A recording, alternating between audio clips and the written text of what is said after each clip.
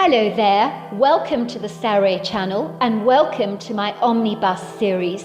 I've got so many of these omnibuses that are going to come out so that you'll be able to listen to an hour's worth of stories, which I know you're going to love.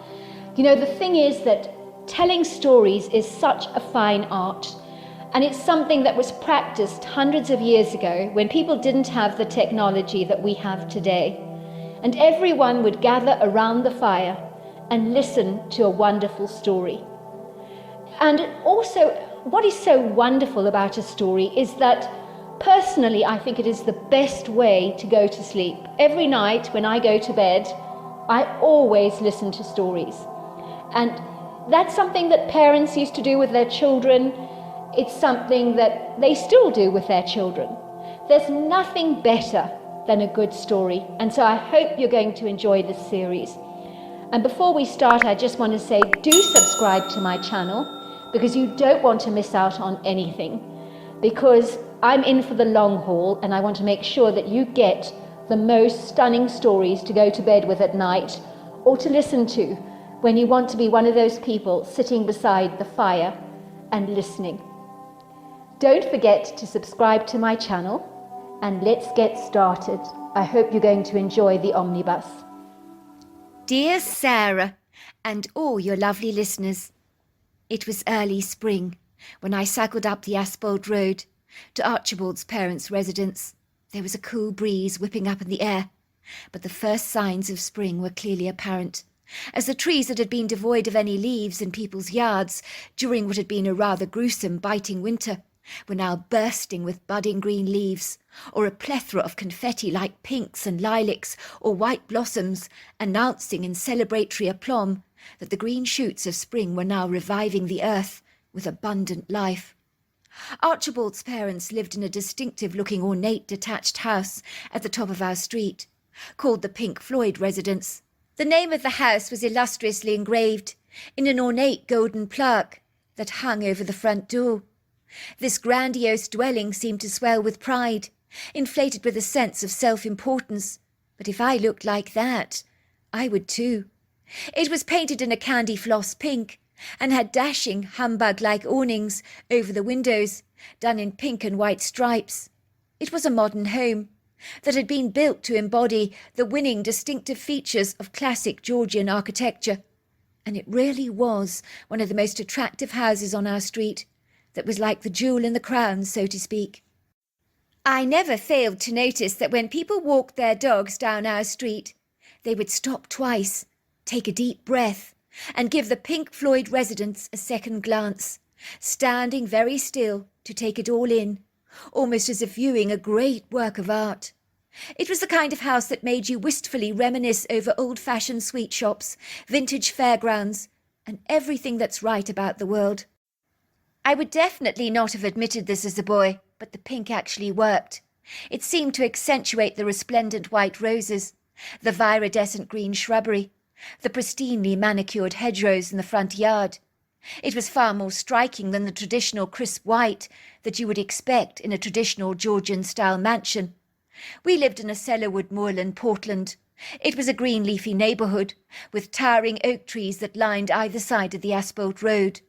But with the emergence of spring, their sculptural boughs were bejewelled with the first signs of green leaves that sparkled in the early morning light, that brought gladness to the hearts of so many. Every morning I would do my newspaper round like clockwork, with a prompt, speedy, methodical efficiency on the back of my bicycle, gliding down a few streets in my neighbourhood, throwing the newspapers over people's walls, and often greeting the early morning risers going for jogs and strolls with their dogs, with a warm hello. These interactions with locals were increasingly more common in spring and summer, as people chose to wisely hibernate during the winter months, although you did get some die-hard exercise fanatics that pounded the pavements vigorously come rain, hail, sun or shine. But let's just say they were few and far between, and far less inclined to be up and about when it was dark outside, as blundering around in the darkness on an icy cold morning is not exactly the wisest idea, as treacherous skatey sidewalks may lie in wait for you to trip you up. Much like any other winter morning, or any morning for that matter, even when spring is bobbing her pretty head sneakily around the next corner, eager to make her appearance on the North American stage. It was still a struggle to get out of bed to do my newspaper round, as let's just say there was still a very pronounced chill in the air, but it was getting progressively easier and much better. By all accounts, during the bleak winter months, I'd always had an assiduous determination to conquer every single kind of challenge you can imagine, of which delivering newspapers was clearly one of them. Thankfully, my very amenable, gracious father would dutifully take me around our neighbourhood in his car, so I could deliver the newspapers more efficaciously. I remember I'd be chilled to the bone getting up so preposterously early in the morning, but my parents were determined to instill in me a good work ethics and an industrious desire to make my own money, without depending on them for generous handouts. Of course, my best friend Archibald perceived that my newspaper round was blatant child abuse on my parents' part, and viewed them dismissively through disapproving eyes. "Why don't they give you the money themselves? Why are they making you do this newspaper round when you should be fast asleep in your bed like everyone else? Your parents, they're slave drivers. My dad would never in a million years force me to do such a horrible job first thing on an icy cold morning." He pauses for a moment as if to reflect on his words. "Well, in truth, my father keeps my mother in check. If my mother had her way, she'd possibly love to throw me out at the crack of dawn, like your horrible, insane parents. Luckily, my dad isn't having any of that. He's always on my side. Do you know my mother had the audacity to call me spoilt recently? What a nerve!" I had corrected Archibald, explaining to him that I wasn't forced to do anything that I didn't want to do. My newspaper round had been my idea to earn my own money, as it gave me a sense of accomplishment, and it really did. Suffice to say, I found it was empowering to earn my own money, although I did not deny there were mornings I would happily have not got out of bed when the weather was bitterly cold. I will admit I had a fleeting envy for those people wrapped up in their cosy beds, but once I got going with my paper round, it would end up becoming quite invigorating, and I was glad I'd been up and about. "Well then, you're the crazy one," Archibald had said to me. "Why would you want to do a paper round if your parents can give you the money you need?" "Because, Archibald, one day we're going to be adults. We're going to have to learn to stand on our own 2 feet, look after our own families, raise our own kids. Do you want to be depending on your parents all your life? It'll make you look like a complete loser. And what about when you get married one day? We'll hardly be getting the women piling up in their droves to date us if we confess to them that we're still living with Mummy and Daddy and relying on them for pocket money. We're hardly going to be attractive prospects if we're not independent and self-sufficient, which are incidentally my dad's 2 favourite words."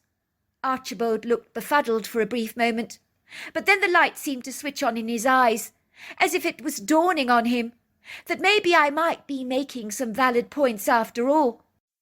Suddenly he seemed to appreciate that maybe my parents weren't the dreadful slave drivers he had first envisaged, but were promoting my best interests, positively encouraging me to be independently industrious and self-sufficient, which are all things that Archibald most certainly is not.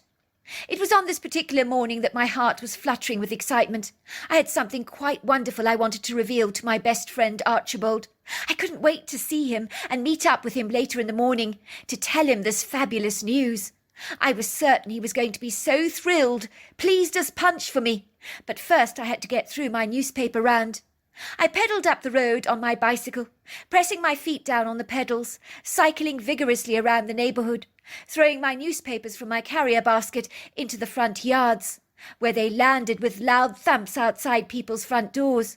And even if I say so myself, my aims were actually getting quite good these days, with the newspapers landing at rarely convenient spots for the residents to easily access. You could see the weather was warming up. 3 doors had sprung open this morning during my newspaper round, with men sporting velvety dressing gowns and sheepskin slippers, eagerly grabbing their newspapers that they were desirous to read with their morning cup of coffee or tea. They would glance at me, give me a warm, sunny smile and a thankful wave. Then I would retreat from their premises, doing a skillful 3-point turn with my bike, while the whirling sound of my bicycle wheels could be heard rolling down the road, taking swift left or right-hand turns up people's driveways, the thumping echo of my paper slashing against concrete, brick, stone, cement, or even asphalt or wood, which invited much excitement among the neighbourhood dogs that would bark exuberantly, with paws lashing against interior doors as I neared my approach. I felt invigorated after I'd finished my Sunday morning newspaper drop-offs. I'd returned home to have breakfast with my parents. My mother was preparing us avocado and bacon on brown toast, a favourite breakfast of mine. After breakfast I couldn't wait to leave the house promptly, to get back on my bicycle, to ride up to Archibald's house, to spend the entire morning with him, as we were the very best of friends. My sister was also close in age to me, by just a year, but was very studious and enjoyed reading, so I didn't play with her all that much, but Archibald and I shared many common interests. As I cycled up the road, I saw a few more morning stragglers, with eyes congealed by sleep, hair pressed down by the flatness of a pillow, that had yet to see a hairbrush. They had risen earlier than usual. They were like bumbling, disorientated bears, re-emerging from their long slumber or hibernation, and hungrily ferreting around for the first bursts of sunshine so they could recruit their former morning exercise routines that they had embraced during the summer and reinstate their fitness goals. Only weeks before, my early morning newspaper rounds had been an isolated affair, the neighbourhood a desert wasteland, without a solitary soul in sight. But now things were different, very different. I noticed that woman, old Mrs. Berry, a homeless woman who lived in her little utility van, which she parked in our neighbourhood, always in precisely the same spot, had once again returned to our street.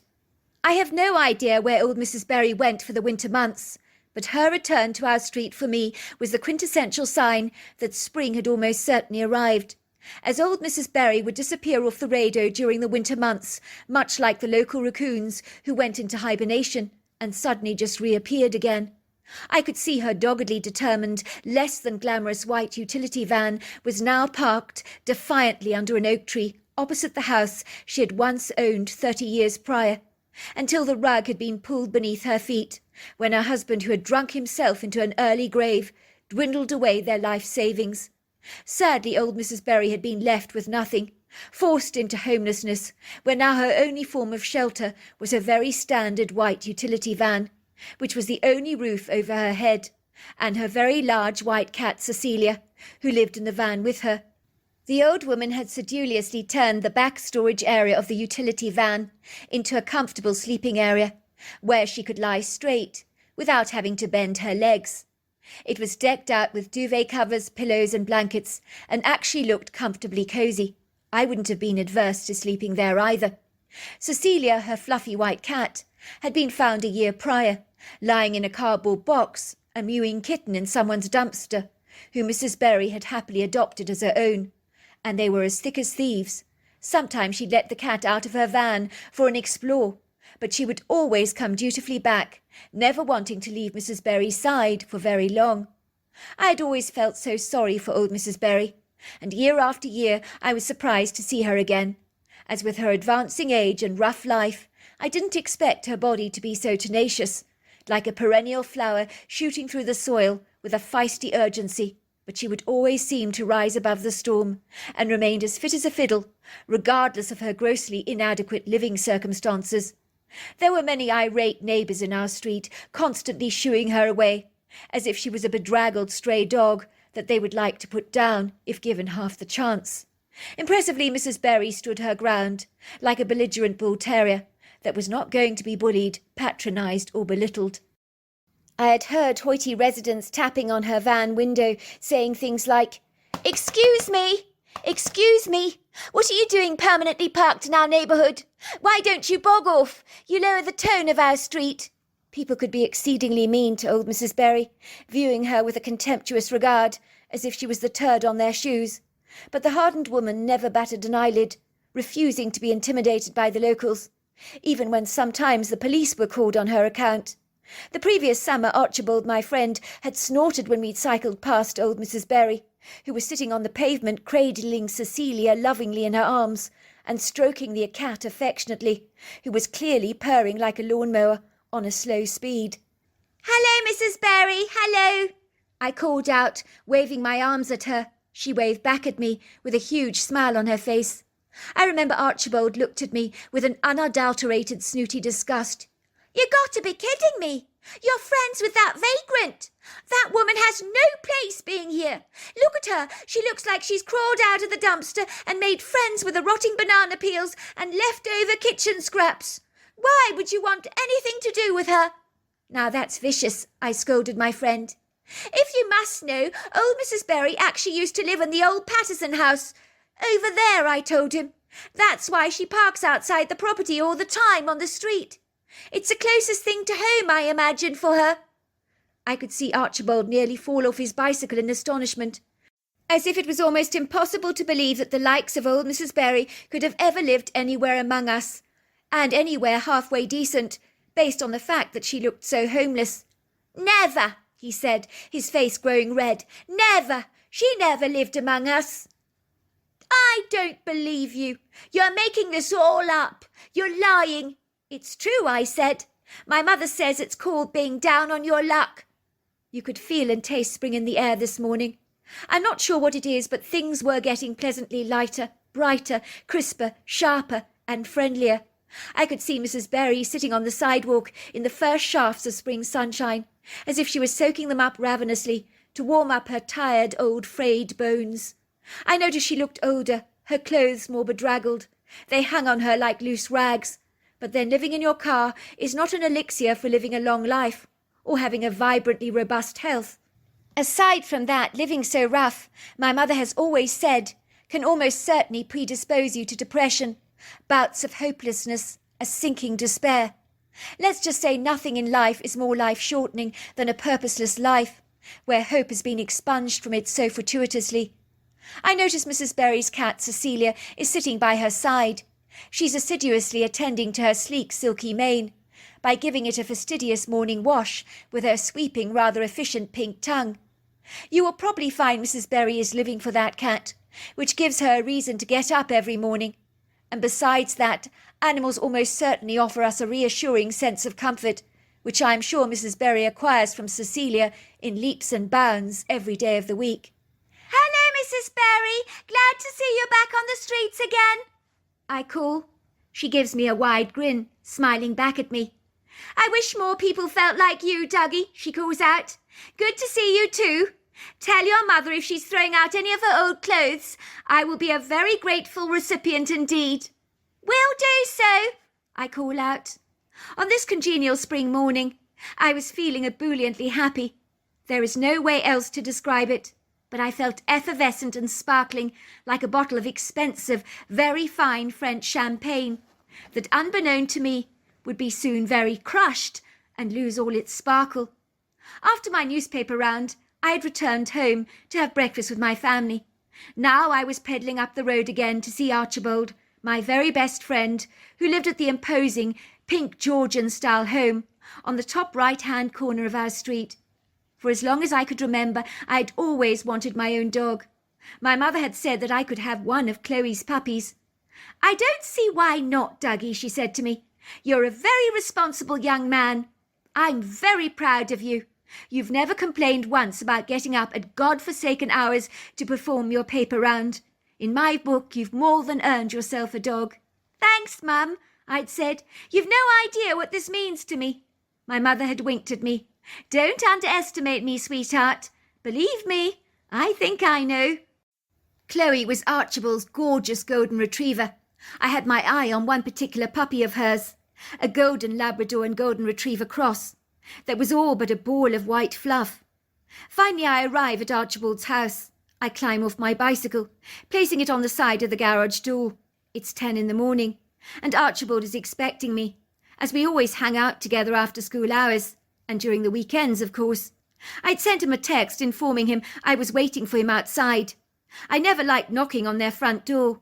I was always rather uncomfortable and intimidated about encountering Archibald's pompous stuck-up father, who spoke as if he had a plum in his mouth, and ironically was also as round as a Christmas plum pudding himself, from eating a plethora of doughnuts every day, of which Archibald had told me he ate at least a dozen, and had a particular fixation an addiction for chocolate pecan nut donuts and cinnamon bun flavour. I had a secret suspicion that Archie was travelling down the very same path, as he grew rounder every year, laying down the same fat distribution throughout his body. Archibald's father would look down on me through his thick-rimmed glasses, as if I was an unfortunate stray that had arrived on his front doorstep. I always had to remind him that I was there to see Archibald. It was like he seemed to deliberately forget who I was, but I knew that that was an act on his part, as he seemed to enjoy making me feel uncomfortable. I see Archie swiftly trotting down the steps of his house outside the front door, wearing his designer sneakers and sweatshirt. Archibald is obviously bigger than me. He's on the plump side, with a round face that makes his eyes look a little piggy at times, almost as if his flesh on his face has buried his eyes beneath their folds. By contrast, I'm naturally rather skinny. "Hi, bro," says Archibald, giving me a high five as he slams his hands against mine. "You're earlier than I expected." Archibald's dog Chloe comes bounding out of the half-open white wooden garage door to greet me effusively. She's thrashing her tail upside down, retreating back diligently under the garage door to the 9 little responsibilities under her dependable fastidious charge. Archibald rolls back the garage door on its hinges. It makes a loud, grating, grinding metal against metal sound as it reluctantly slides up to the top of the door panel. We both eagerly amble over to Chloe's nest, which is a den made up of blankets safely enclosed by low-built mobile walls which Archibald installed, which means that all 9 puppies remain safely contained and cannot easily escape. Chloe is tirelessly nurturing her puppies. She's a natural-born mother. I'd always loved Archibald's dog, Chloe. She had the sweetest serene temperament, and seeing her with all her magnificent pups makes my heart just melt like butter. "Please, can I have one of your puppies, Archibald?" I ask, looking at him with bright, shiny eyes. "They're adorable. Mum says I can have one of your puppies. I couldn't wait to get here to tell you the great news. If you're selling, we're buying. If you're giving, we're gratefully receiving. And if you need to find a good home for them, put me top of your list." I instinctively pick up an adorable 7-week-old puppy in my hand that has been lying cuddled next to her attentive mother, along with 8 other beautiful puppies that are all like white clouds of fluff.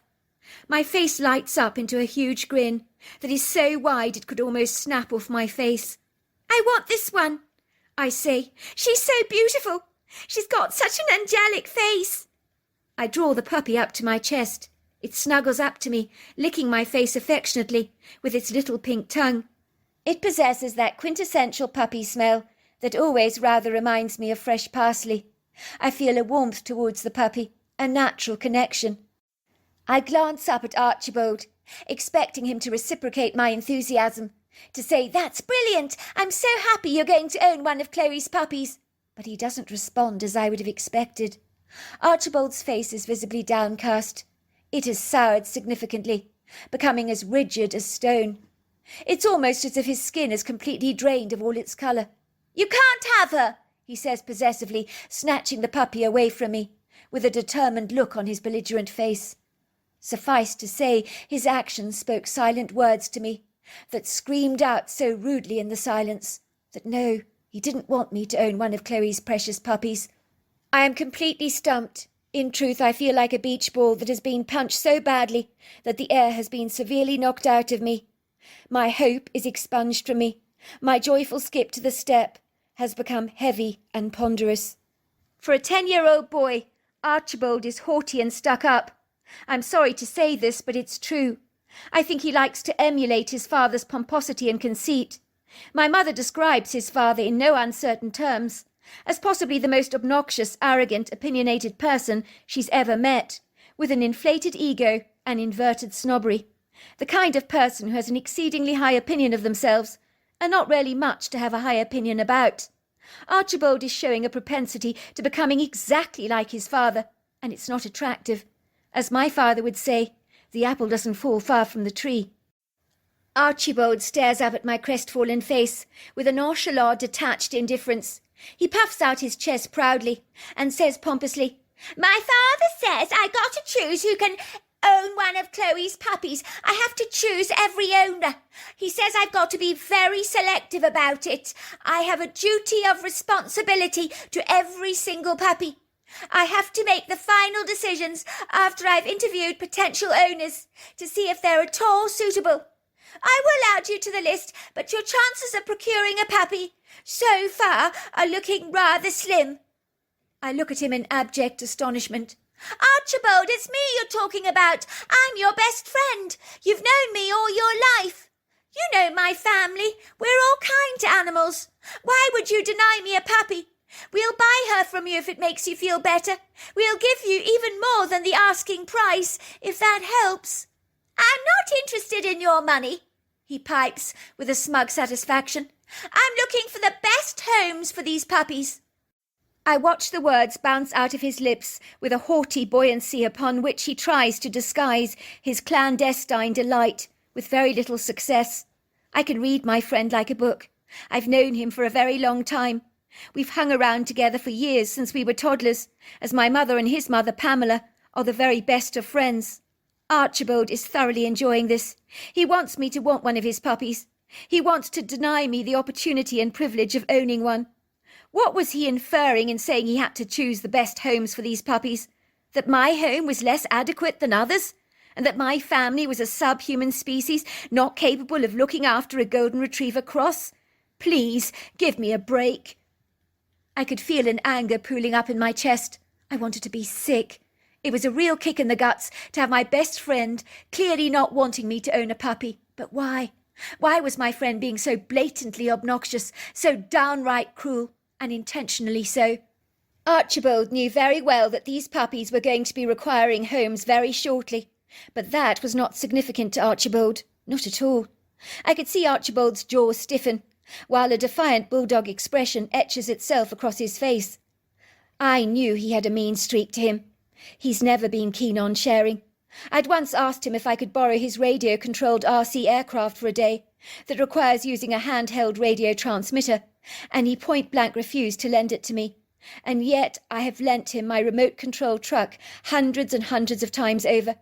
It seemed that Archibald had double standards, and everything in his life revolved around Archibald.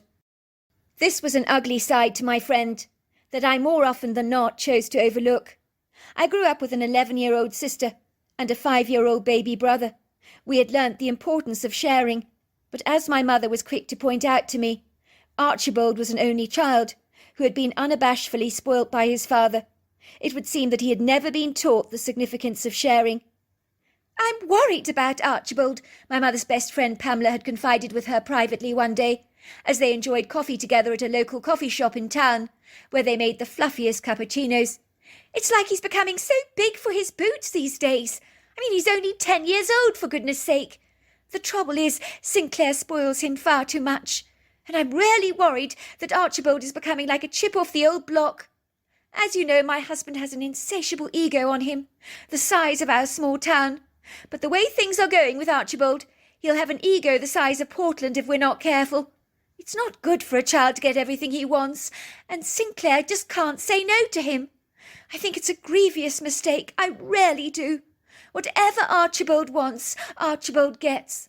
The other evening I told Archibald that he needed to try and eat some carrots on his plate. He looked at me and said, "I'm not going to eat my carrots, and that's final. Do you hear me, Mum?"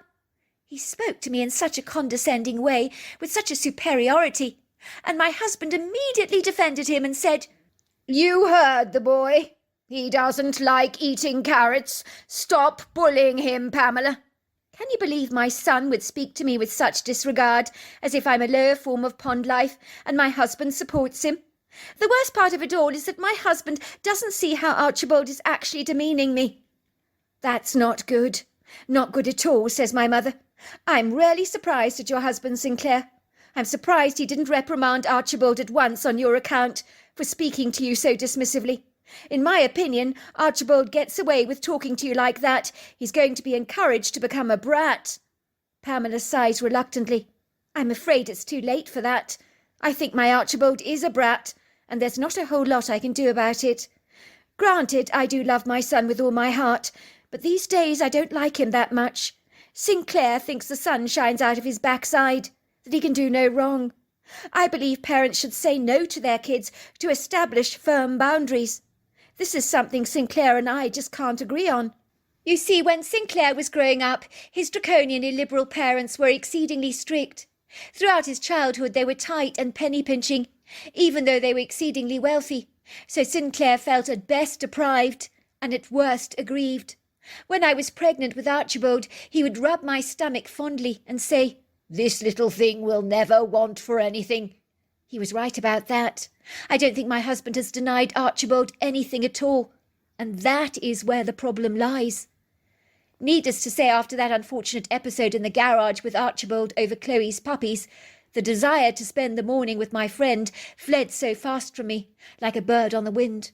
I couldn't get out of that garage fast enough, and in that moment I almost hated my friend for his cutting remarks. In my mind, he had almost become an enemy to me. "I need to go, Archibald," I told him gingerly. He looked disappointed. "But you've only just got here. I thought we were going to spend the morning playing together." It was my turn to deliver a cutting comment. "Sorry, Archibald. I got more important things to do than spend the morning with you." I could see my words stung him, but I really didn't care. When I returned home to my mother, the tears spilled down my cheeks. I feel embarrassed. I'm 10, for goodness sake. I shouldn't be crying. I tell my mother about how mean Archibald has been to me, how he doesn't want me to adopt a puppy. My mother ruffles her fingers affectionately through my short-cropped brown hair. "Dougie, I know it's hard for you to understand, but only children can sometimes be very possessive over their things. They haven't grown up with brothers and sisters. They don't appreciate that sharing can actually be fun. I remember watching a documentary on that one-child policy they had in China, where there were serious penalties for having more than one child. For some reason, people were desirous to have boys over girls, so there was a real shortage of girls in that generation that has been very problematic for men seeking relationships. There's, I think, only 1 woman to 20 men, or something really insane like that, I can't be sure. I can't remember the stats, but they made for grim reading, let me tell you that." My mother pauses for a moment as she recalls the programme she had watched that had made an indelible impression on her mind. I was just struck by how obnoxiously spoilt, entitled and self-centred some of those kids were. I was watching their behaviour on the television. Let's just say it was more than a little unsettling to see children acting with such self-entitlement, as if the earth should be bowing down at their feet in reverent submission, almost as if they're demigods. I dread to think what those obnoxious kids will become one day as adults. The presenter was saying that the parents only have one child, so they spoil the kid rotten. It's not the wisest thing to do. I think that Archie is a victim of this spoiling syndrome. Archibald is just like that. His parents give him everything he wants. He's so spoilt. Well, that would make sense, says my mother. Parents with one child have more available cash to splash out on the kid. I think they also feel guilty if the child has no brothers and sisters to play with, and so they dutifully compensate by buying the kid everything, which is problematic in the long term. I remember as a young girl saving up all my money to buy a little dinghy. It was so much more precious to me when I bought it myself than having my parents buy it for me. I remember swelling with pride as I looked at the dinghy that I had earned through my own blood, sweat and tears. It felt like such an accomplishment, a goal I'd achieved. I was as proud as Punch. If I'd been given the dinghy by my dad, it would have never felt the same. It would have cheapened the rich experience for me. But, Mummy, you don't understand. I lend lots of toys to Archibald, but he never reciprocates my generosity. It's like he actually enjoys making me suffer. It's like he gets pleasure from saying no to me. But when he asks me if he can borrow something from me, I'm pleased to lend it to him. I'm so happy to do so. Even if it risks getting broken, I don't care. I like making him happy. I think I understand what's going on here, said my mother. I think Archibald might be a little jealous of you, Dougie. I look at my mother incredulously. Does she have a clue what she's talking about? I'm a 10-year-old with a very annoying sister and a very cute little brother. Archibald has absolutely everything. Designer clothes, expensive labels, fabulous toys. And he's jealous of me? What could he possibly be jealous about? No, seriously, Mum is barking up the wrong tree there. My mother takes my hand in hers, patting it affectionately. Have you heard the saying, Dougie, that the grass isn't always greener on the other side? No, what's that supposed to mean? I ask. Well, I know you think having siblings may be annoying, Your sister sometimes gets on your nerves, doesn't she? Because she's close in age to you. And your 5-year-old brother, well, he has his moments, doesn't he? When he's a little wailing and having a tantrum or something. But Archibald doesn't see it that way. I'm quite sure about that. He possibly wants what he doesn't have. Let's just say he's jealous that you have siblings to interact with. I'm sure he may feel lonely and isolated at times. It stands to reason that he believes you have it better than he does. It's a big issue these days, people falsely assuming someone has it so much better than they do. Regretfully, social media these days can be deceptive. People post up glossy, misleading impressions of their lives. In my opinion, the more pictures you post up about your so-called fabulous life beggars the suggestion that your life is fabulous at all. In fact, I rather seriously doubt it. If someone is so deliriously happy, they don't need to exhibit pictures on social media in the first place. Their lives are far too full to concern themselves with such trivialities. Most very happy people never need to hang their life up, like the knickers on the washing line, for all to see and salivate over. If you've eaten too much, you don't reach out for more food, do you? You're stuffed. If you're putting pictures up on social media, methinks there's an empty stomach somewhere that needs filling. Maybe someone's hungry for attention, approval, validation. Who knows? Mummy, you're really funny. But underneath it all, you're making a little sense. Even so, I don't think Archibald is jealous of me. I think you're wrong about that. I think you might find he is, sweetheart. Human beings can be remarkably complicated, and Archibald is no exception to that rule. At first I wasn't certain my mother was right about Archibald being jealous of me. In hindsight, I think she might have been onto something, judging by the way Archibald snatched the fluffy white puppy from me, with a "don't touch, she's mine, you can't have" kind of look on his face that I can't even conjure into words. I've seen that look on his face 1,000 times before, whenever I've wanted to borrow something of his, but I've never ever seen his expression so blatantly defiant, as if he'd rather climb Mount Everest or cross the Husani Hanging Bridge, the most dangerous bridge in the entire world, than allow me the simple pleasure of owning one of his puppies, just for pure unadulterated spite. Nothing less, nothing more. It's ironic, but his outrageously possessive behaviour makes the desire for me to own one of these puppies grow exponentially by the second. It really rather reminds me of when me and my sister visit my grandmother's house. She waves a warning finger at me, telling me under no circumstances can we ever steal any of the sweets that she locks away in her store cupboard. She means every word of it. She had no idea how her stern words had fueled for us an intense desire to break into that cupboard. I've succeeded on numerous occasions in hand-picking the lock with my sister's hairpin, and never did anything taste quite so good as the hearty bounty we stole from my Gram's store cupboard. It tasted 1,000 billion times more delicious than if we'd soberly bought the sweets at the store with our money. It was almost like seeking lost treasure out on the high seas, or surreptitiously breaking into a bank vault to steal the Cullinan diamond, or even raiding a ghost ship, taking all its gold bullion. It gave us that kind of irrational, exciting feeling. But in our case, the gold bullion was a very sweet-tasting bullion indeed, leaving behind no metallic taste in our mouths, of course.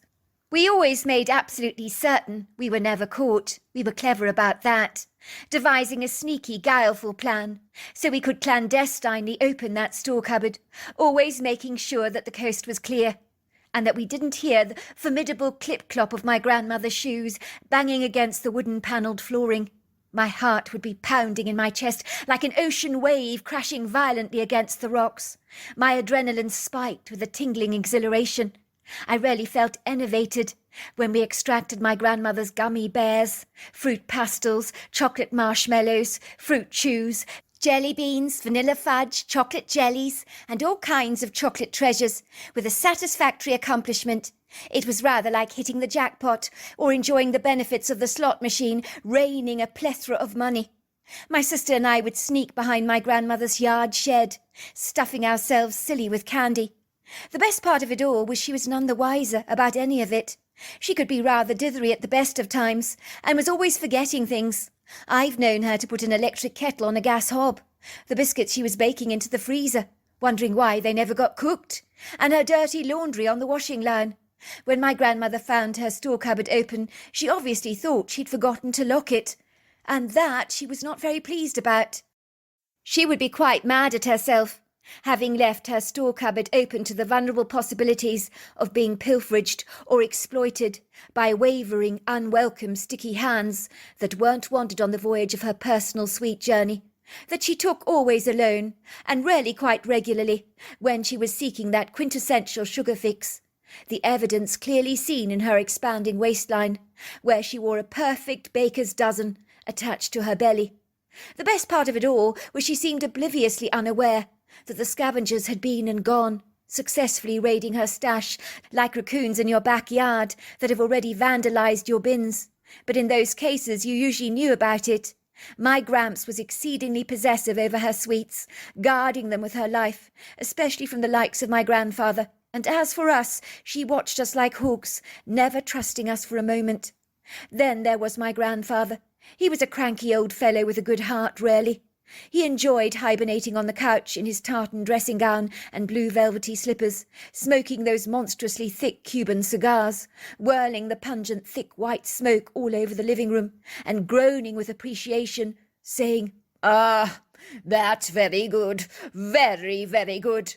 I can see the satisfied expression on his face, as if the challenges that life engenders had been lifted off him, that not even my nagging grandmother could get him down. My grandmother could nag. I've seen my grandfather being henpecked within an inch of his life. "Rufus, you forgot to put the toilet seat down, and there are no toilet rolls left in the holder. Rufus, you've left your socks lying on the floor. Rufus, you didn't put your dirty dishes in the dishwasher. You can't expect me to do all your dirty work for you." In truth, I admired my grandfather for putting up with the likes of my grandmother for all these years.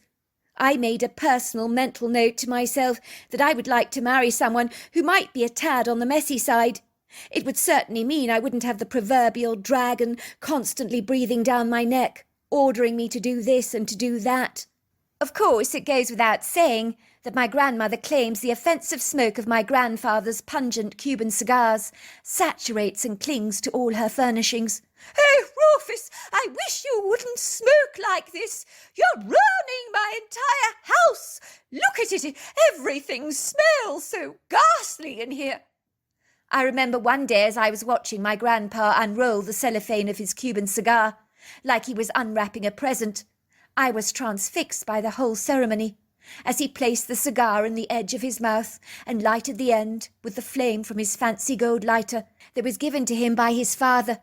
A longing began to brew inside me, like a westerly wind blowing to the east. I just knew I wanted to get my hands on one of those cigars so very much. My grandfather's beady eyes would watch me, and then he says the fatally alluring words that literally attract me like bees to a honey pot. "Not for you, sonny boy. These cigars are far too good for a 10-year-old boy to appreciate. Maybe one day when you're older, I'll give you a cigar to try, but not now. You'd never appreciate them now." Days later, when my grandfather is distracted by my grandmother's lengthy rendition, which of course is not musically memorable, like Nessun Dorma, but is equally as dramatic in its negative undertones, for in that it gains a measure of distinction. "Rufus! Rufus, will you get here right now?" I can hear my grandmother's wailing screams.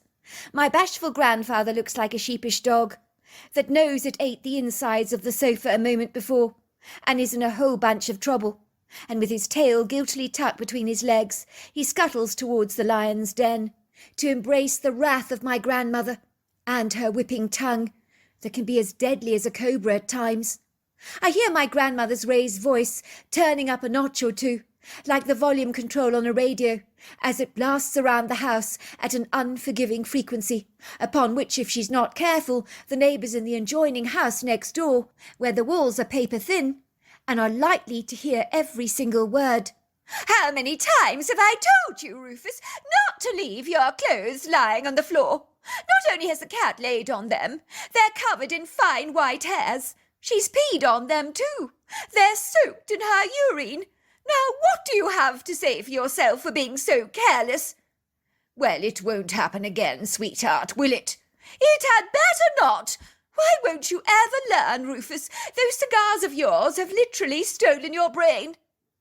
As I listen, I can't help thinking that it really does sound like Rufus is a dog being scolded by its owner, and not a fully grown 6-foot man being bullied by my 4'3" grandmother, who's got quite some mouth on her.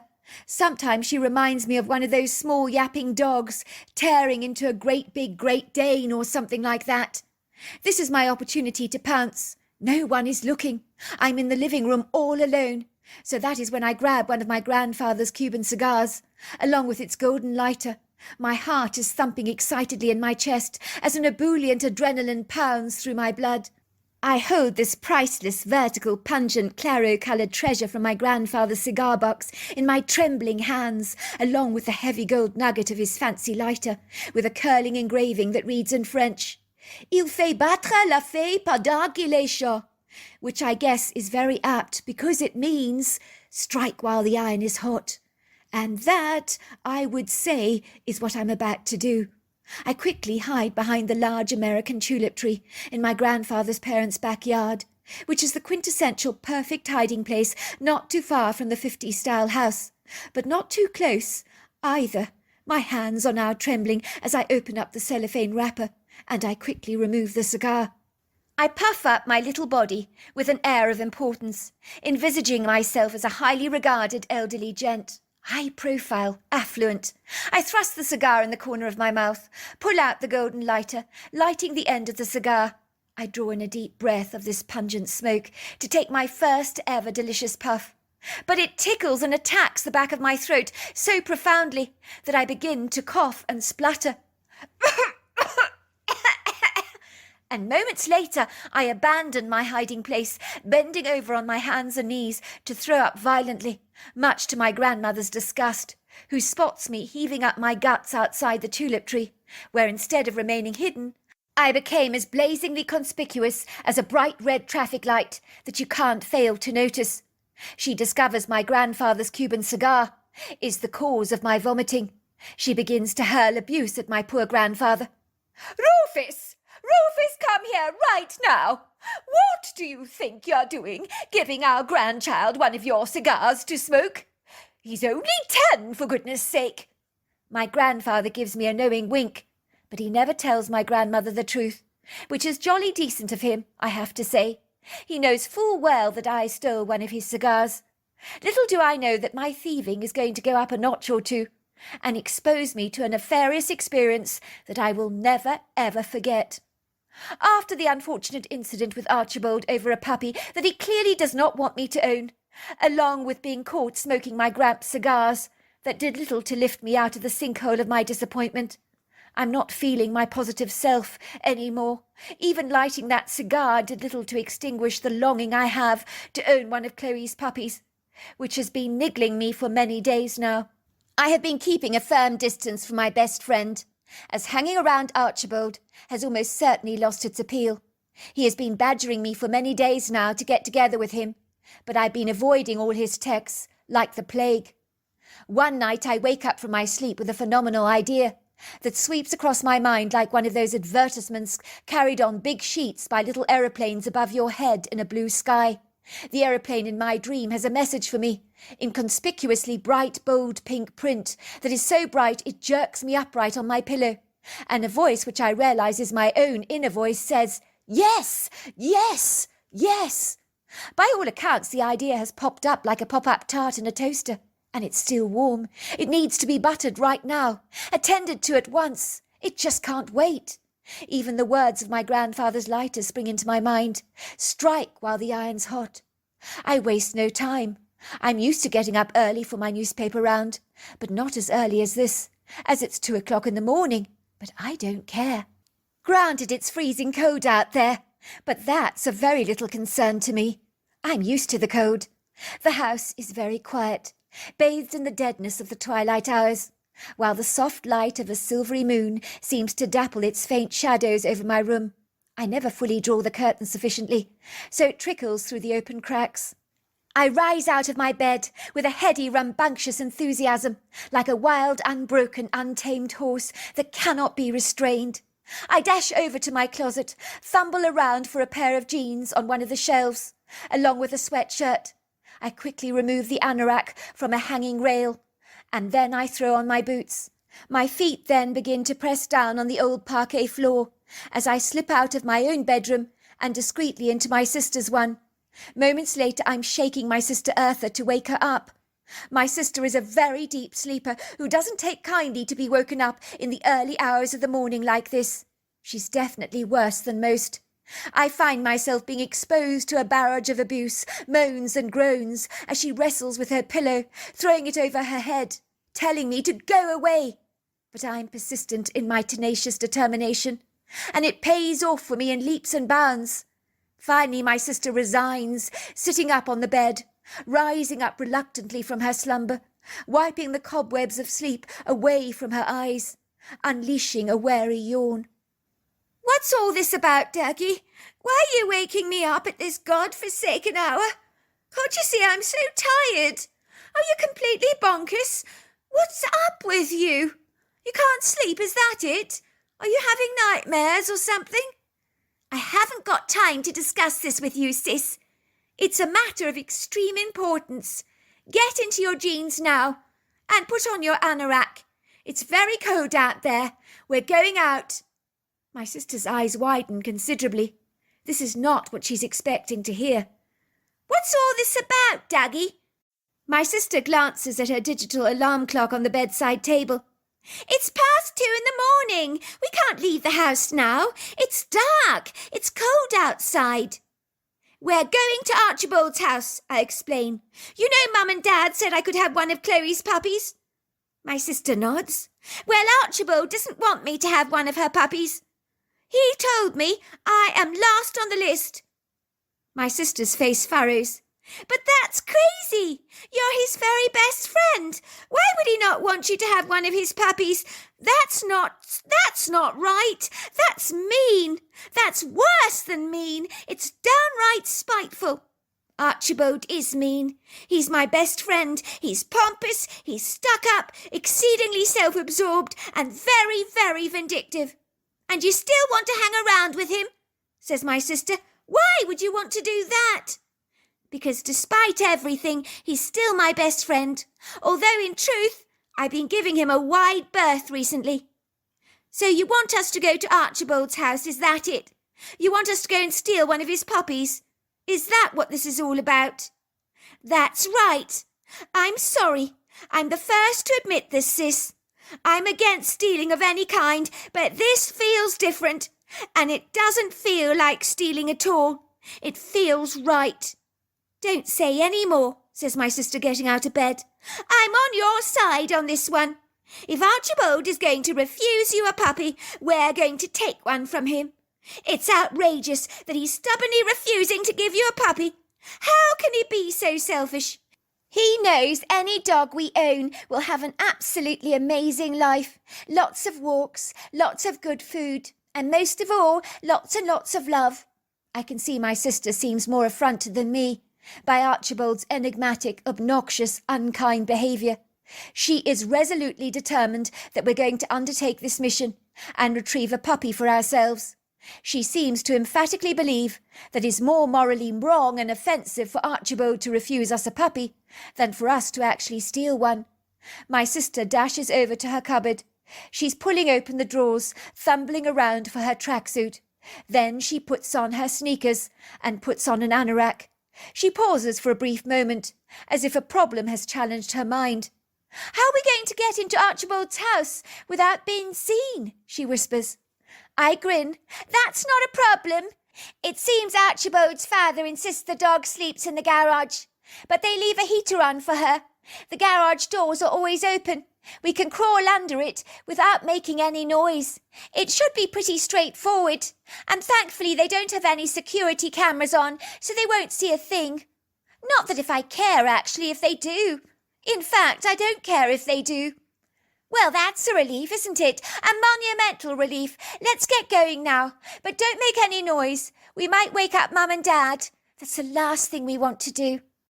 My sister and I both know that the journey down the passageway is going to be an arduous mission. It's almost as if we're trying to cross a treacherous stream of rambunctious water, easing our way cautiously over slippery rocks. Some of the floorboards in the passageway are over 100 years old, and although they're in excellent condition, they are betrayingly cumbersome when you walk across their surfaces, as they heave and groan beneath your feet.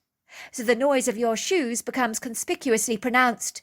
You can audibly hear clanks and creaks from people's footwear when they trudge across our passage. My sister and I carefully navigate our way across the long-lived floorboards. The ones that we have discerned over the years are the least likely to heave under your feet. I sigh with relief. We successfully bypass my parents' bedroom, creeping furtively through the carpeted living room like two hardened, skilled robbers that have procured the art of phenomenal stealth. In our home, accessing the front door is a non-starter for us. If we clandestinely slipped out of the house that way, it would definitely draw attention to us. The locks literally clank, the chains rattle so loudly there that you can literally wake the living dead if you're not too careful. Over the years, I've always known when someone is opening our front door, it's impossible to accomplish without making that huge, heaving, banging noise, and the door itself, a very ornate affair, is always admired by our guests, who often describe it as the most beautiful door that they've ever seen. But regretfully, it does have a big downside, for beauty often comes with a steep price, and our front door is no exception. My parents purchased this door spontaneously on a trip to Marrakesh when they saw it hanging in the flea market there. My mother decided she had to have it and sent it all the way back to America. But it doesn't matter how many times you oil the damn thing. It sounds so squeaky when you open it, and it makes a commotion, especially when the weather is unduly moist or profoundly humid. It's 1,000 times worse, emitting a growling noise. My sister holds up her hand, her silent code signal for me to stay put. I wait while she quickly creeps to one of the many cupboards that lie in the right-hand wall of the passage, directly opposite the coat hooks and shoe racks, to retrieve a couple of torches, balancing on one of the shelves. She quickly checks them for battery strength and picks out 2 torches she believes are suitable for our mission. She tiptoes back towards me, handing me the larger of the 2 torches. We stealthily creep across the cream-covered living room carpet until we reach the floor-to-ceiling sliding doors that overlook our backyard. I twist the key in the lock, pulling it back. It slides smoothly across the railings without making an offensive noise. I sigh with relief. No one could have possibly heard us make our swift escape, and we have been guilefully clever tonight. Once we are out on our wraparound porch, where the recently renovated woodwork is secure and robust, we are reasonably confident we won't be heard out here. My sister flickers on the light of her torch as we ease our way stealthily down the steps, until our feet are gratefully rewarded with the feel of our shoes sinking into the soft, spongy grass that is bedecked with a moist dew that clings to the turf like a silvery sea of fine ice. It's dark outside. I'm ever thankful that a large full moon graces the firmament, magnanimously casting her soft ethereal shadows over our backyard. Although we cannot see the definitive details of the trees and flower beds, their forms are clearly presented to us as thick black masses, in undulating shapes that serenade our yard, in a silent, somewhat ominous music, of what little is heard, but much is felt. I shiver as a soft wind whips up across the yard. The sweeping, almost menacing whispers of the trees can be heard rustling. They jiggle their boughs. I'm grateful I'm wrapped warmly. This is Portland, for goodness sake, and in spring the late nights and early mornings can still be conspicuously cold. My sister takes the lead. Her passion to retrieve one of Archibald's puppies has overtaken mine. I hadn't expected my sister to be so agreeable. She's one of the most principled people I know, desiring one day to become a High Court judge. But she seems to believe a grievous injustice has been done that almost certainly needs to be corrected. I'm not quite sure how I'm feeling at this point in time. The idea of stealing a puppy bolted into my head so randomly, possibly a result of my subconscious mind finding an alternative pathway to achieve my illustrious goal in acquiring one of Chloe's puppies. Did I feel guilty about what we were about to do? Absolutely not. If I'm going to wear my heart on my sleeve, I will admit that Archibald's obvious reluctance to give me a puppy weighed heavily on my heart. I felt aggrieved, like I'd been shunned, and it's not a good feeling when your best friend treats you with such contempt. My sister and I are now ambling down the right-hand side of the street. walking under the scattered umbrellaed canopy of the oaks. I've been out early on the street hundreds of times before, when doing my newspaper round, of course. But it seems that every hour of the night exudes an energy of its own, and there is something deceptively menacing about this early hour of the morning that has unsettled me greatly, almost as if a nudging warning voice is whispering inside me, "Don't go, don't go, don't go." I would admit that the street is ominously quiet. The dull golden glow of the street lamps means the faces of people's houses can be clearly discerned, and some people have a plethora of outside lights on that help to light up our way, reducing the intimidation I feel, and helping to calm my somewhat frazzled nerves. People often say they can smell rain in the air before it showers. I must confess I've never been able to do that. I often rely on weather forecasts that are notoriously unreliable, as even the TV weathermen fail to get it right. But I can smell something inauspicious in the air tonight, a bitter, repugnant feeling that scratches at my insides continuously. I can almost smell a coppery taste in the air that smells rather like blood. My sister shivers and looks at me with wide eyes. "It's so creepy out here." I do not respond, but try to appear nonchalant and indifferent, and my lack of concern seems to soften the anxiety on my sister's face, as I am supposed to be a man, I tell myself. Men are expected to be brave. I don't want there to be a weak chink in my armour. I fancy joining the American Army one day, and in the military you can't afford to give your fears house room. You have to abandon them and calm your mind down in a state of concise focus so your thinking is as crystal clear as a mountain spring, and is not polluted and defiled by wavering doubts or lingering unspoken terrors. Little does my sister know that every single part of me is gripped with a profound hesitancy that I am struggling to disguise from her. If she was to look directly at me in my face, she would see that I'm actually physically shaking. We've come this far. The last thing I want to do is to go back. So I continue to fight this internal tug-of-war that is trying to command my attention. The voice in my head is screaming, "Go back home! Something's terribly wrong! Something's terribly wrong!" I just can't go back home. I'm sorry, I can't. I have a puppy to collect. I know that over 6 of the puppies have already found new homes, courtesy of Archibald, who hasn't had any trouble passing off Chloe's puppies to complete strangers free of charge, all whom he knows nothing about. Something that makes my blood boil. I have to do this now, or next time the opportunity to retrieve a puppy again will be confiscated from me. I know that even by tomorrow morning, Archibald will have found all the remaining puppies' new homes, and none of those potential homes are going to be mine. My sister and I trudge along the pavement, and that is when I stop short in my tracks. Mrs. Berry's white utility van is parked horizontally across the middle of the asphalt road, rather like a fallen log, that would block the way for any oncoming drivers. Worse still, if someone is speeding down this road, they might not actually see her van, so they could smash right into it, and then the roof over her head is gone for good. Worse still, if Mrs. Berry is sleeping in her van right now, she's exposing herself to imminent danger. If a car was to go crashing into her van, that is. This sorry sight before my very eyes concerns me greatly, causes a deep spidery chill to crawl down my spine, and to itch at my concern. Something is very wrong, very wrong. She would never park her car so dangerously in the road.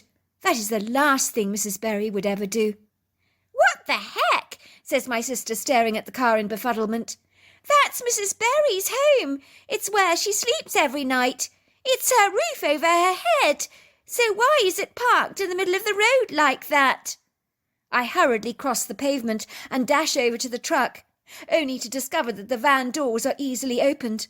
But there is no sight nor sound of Mrs. Berry. In truth, I do not know whether to be heartily relieved by that, or to be exceedingly troubled. Where was the old woman? And what about her cat? Where was her cat?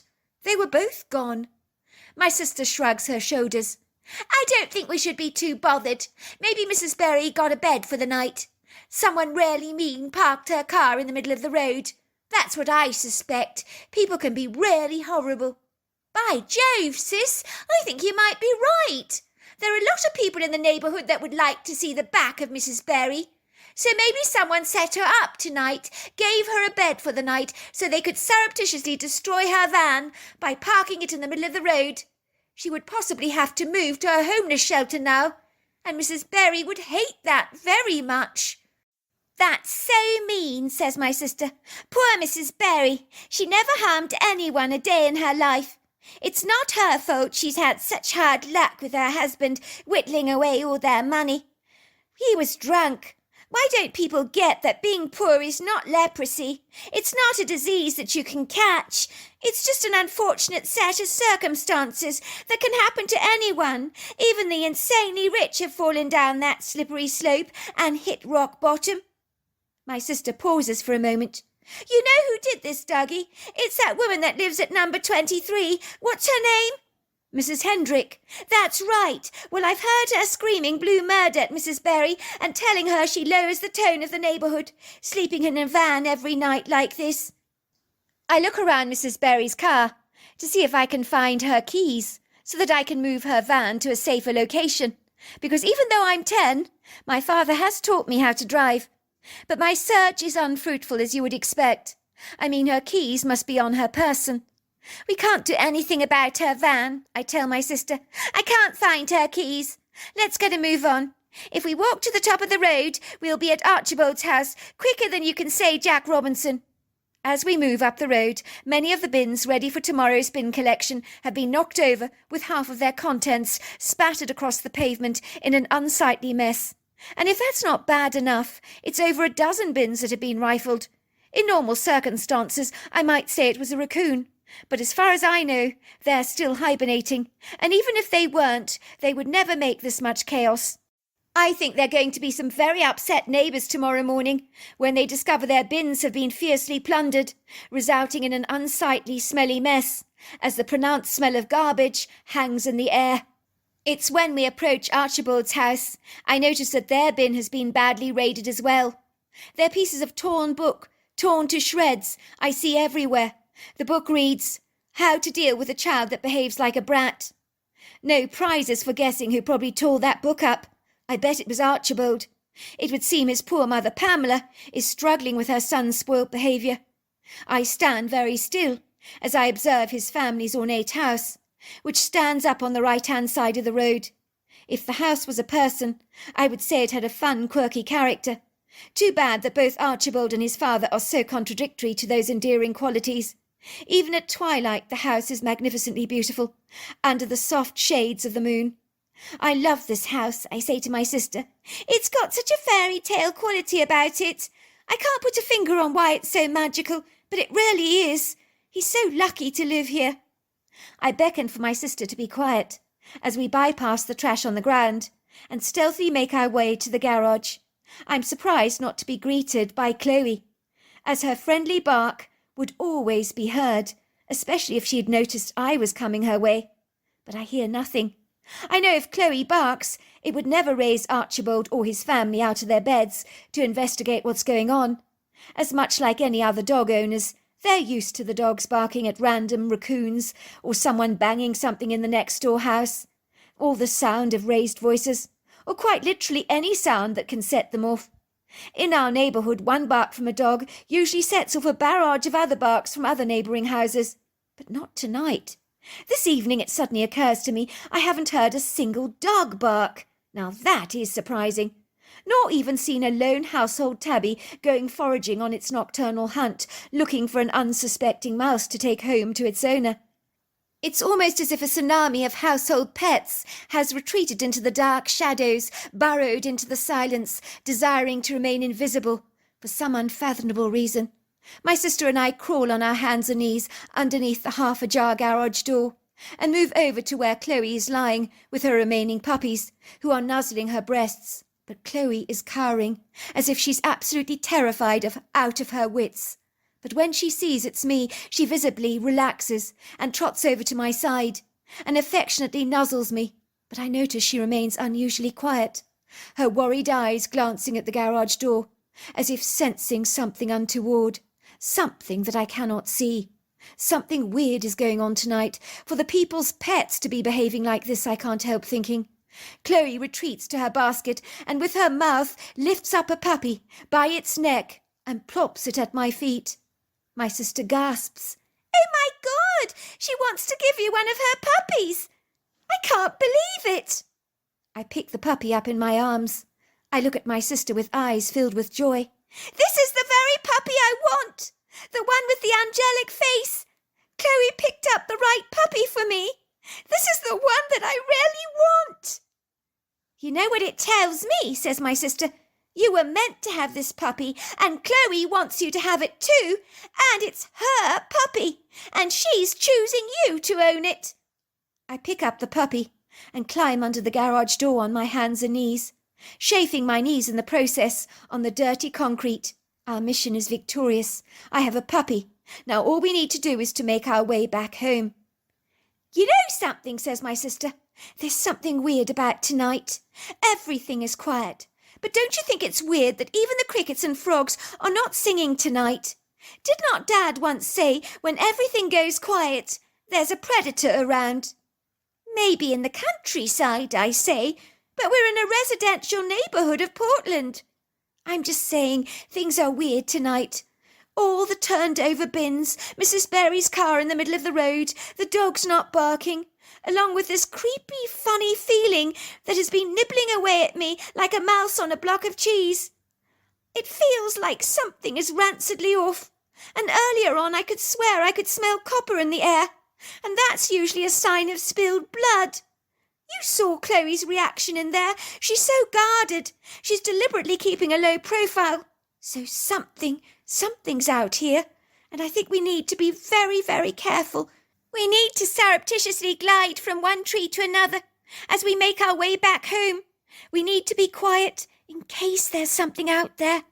I mean, anything could be out there. Someone's pet tiger could have escaped and is now meandering around our neighbourhood, ferreting through people's dumpsters. Stranger things have happened, I promise you that. My sister has always been judiciously sharp and discerning. Another reason why she would be a great high court judge one day, as she thinks outside of the box. I realise everything she has said is absolutely true. I could not have anticipated it better myself. There is something wrong about the insidious energy tonight. The atmosphere is dense with trepidation, and the tenebrous night is carrying in its essence the clandestine secrets that the dusk can guilefully bury beneath its obscure inky blankets. But whatever this night is hiding from our attention, it is almost certainly not good. I can feel that. Clutching my puppy tightly underneath the warmth of my anorak, a cool breeze blows against my cheeks. My sister and I creep slowly across the dewy turf, from one tree to another, taking care to be inconspicuous. If the dark can be used to hide evil, it can also be used to accommodate good. We are using the dark to our distinct advantage, to gain the upper hand against whatever is out there, loitering in the dark shadows, its eyes scowling the night for the defenceless and undiscerning. For us, returning home safely is our only intentional purpose. It is when we're behind tree number 1, and then tree number 3, a couple of houses from Archibald's house, we stop short in our tracks.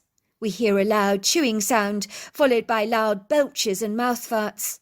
I peek behind the tree towards the direction of the road, and sitting on top of Mrs. Berry's white utility van, in the middle of the asphalt road, are two ambiguous creatures that give off a blazing red eye shine that is terrifying to discern. It's like they're using Mrs. Berry's truck as a large settee on which to recline. They are sitting like human beings with their legs crossed over each other, like kids in the school playground. But these beasts are monstrous. I'm not sure what they are, but I know they're evil. Could they be Bigfoots, I wonder? Luckily our torches are not on, but the light of the full moon seems to trickle down on their features, along with the light of a street lamp. For a moment I draw in a deep breath. I can hear my heart thundering violently in my chest, while my guts are performing cartwheels. What I'm seeing is so bizarre. It's hard to actually not believe that my imagination is playing tricks on me, but I know it's not. But what on earth are these things? I can't tell how tall they are, as they're seated, but their bodies are large, very robust.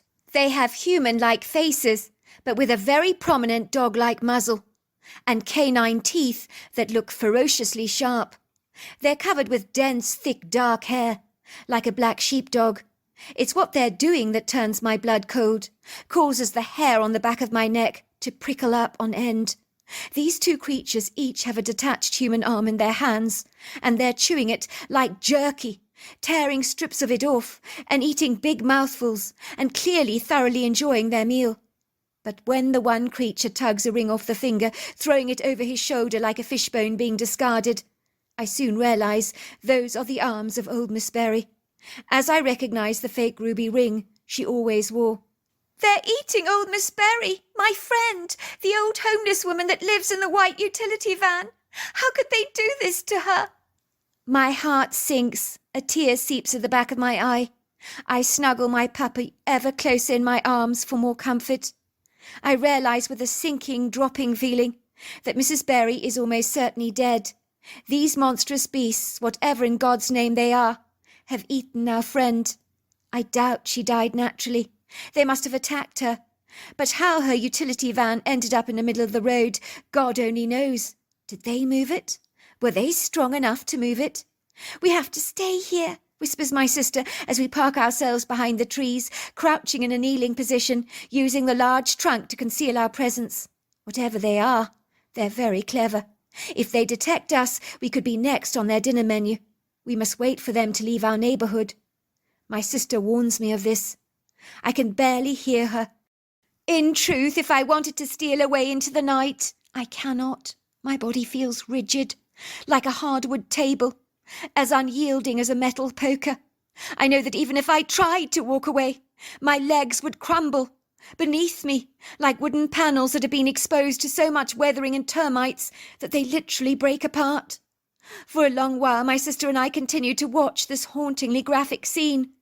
The two monstrously grotesque creatures clean Mrs. Berry's bones until they're devoid of any flesh, and then they duplicitously gather the bones together and stand up on their feet so that they are at least 7 foot tall, possibly even 500 pounds. I can't be sure. They have tails. They have hair like dark shepherd dogs as well. Before we know it, they turn around and glide away. They are gone from our sight. My sister and I wait for half an hour longer, afraid that these creatures, these ghastly, ghastly creatures, might come back again. But they don't. And then we hightail it back home as fast as we possibly can, feeling spent from the excesses of adrenaline coursing through our veins.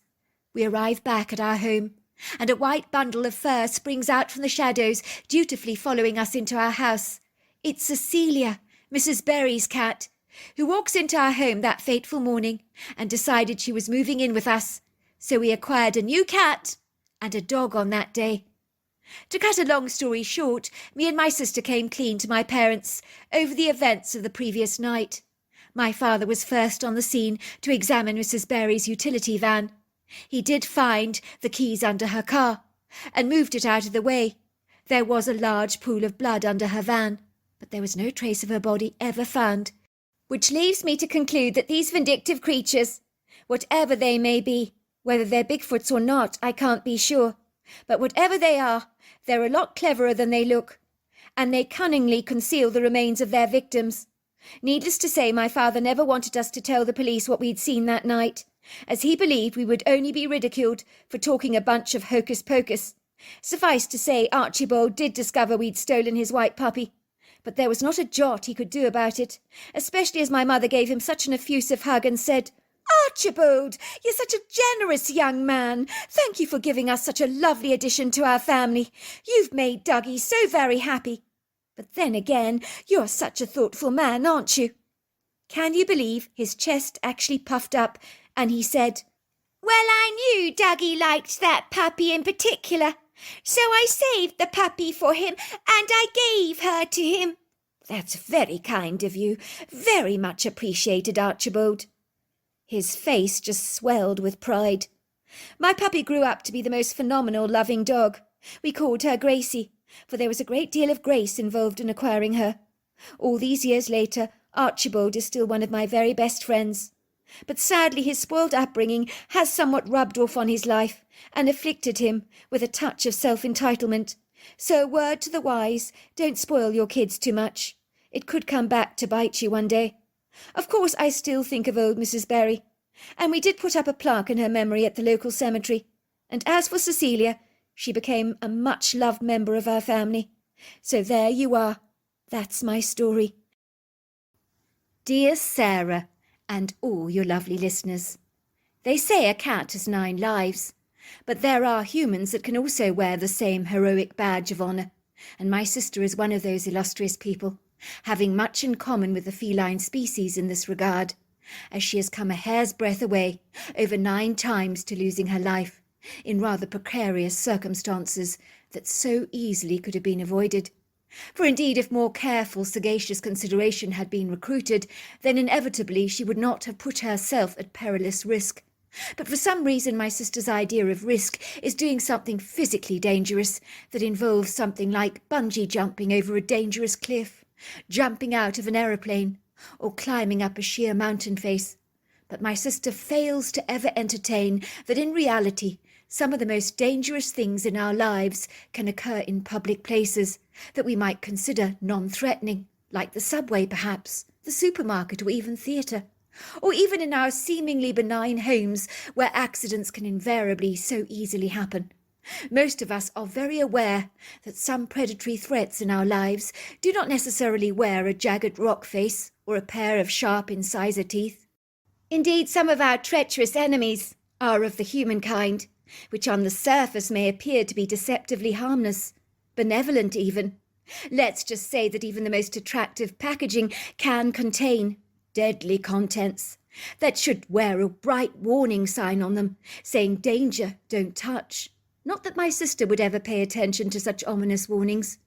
One of my sister's touch-and-go experiences with the D word happened in the safe confines of our home of all places, where you would think the disaster was so much less likely to strike. But believe it or not, 30,000 people every year in America alone die from accidents in the home.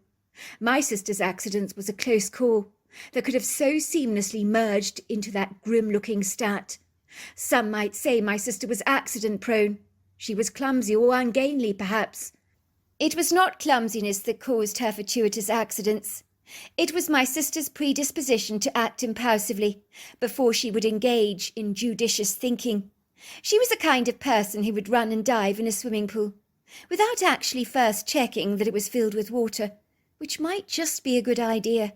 It is something most of us would do automatically and instinctively, but not my sister.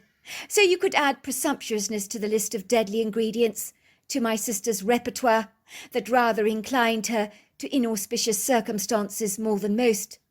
Suffice to say, we all know the dangers of electricity and water, but my sister once again failed to disengage the electric connections when cleaning the fish tank, something that only required a flick of the switch. Didn't take much trouble at all, but my sister, of course, overlooked it. Suffice to say, her failure to pay attention to standard safety protocol.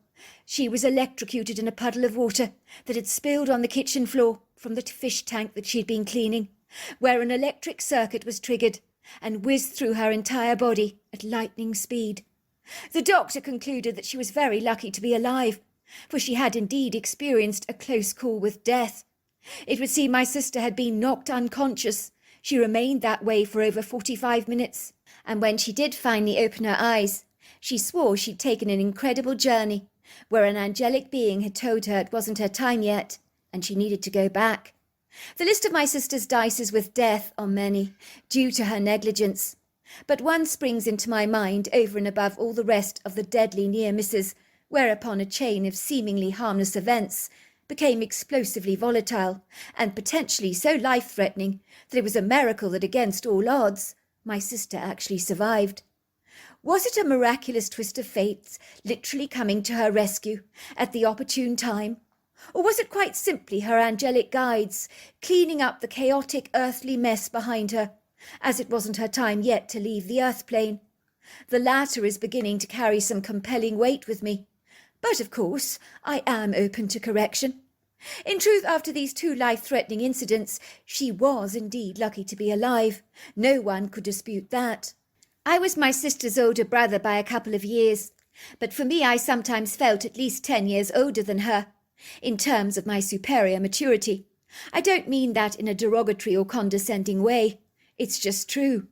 I was the responsible one in our family, with my feet firmly planted on the ground. who never engaged in spontaneous impulsive behaviour on the spur of the moment, like my sister always did. Some might say that it's boring. I say it's being practically judicious. I remember watching a YouTube video recently of a man dodging a red light in his white Rover. He was in such a hurry to get to a party. His impatience to get there was wearing so thin. He foolishly drove through a red light and consequently was brutally flung out of his car, dying on impact. So he didn't make it to the party in record time. He never arrived at all, just because of being impulsively impatient. A deadly mistake that not many would be willing to pay.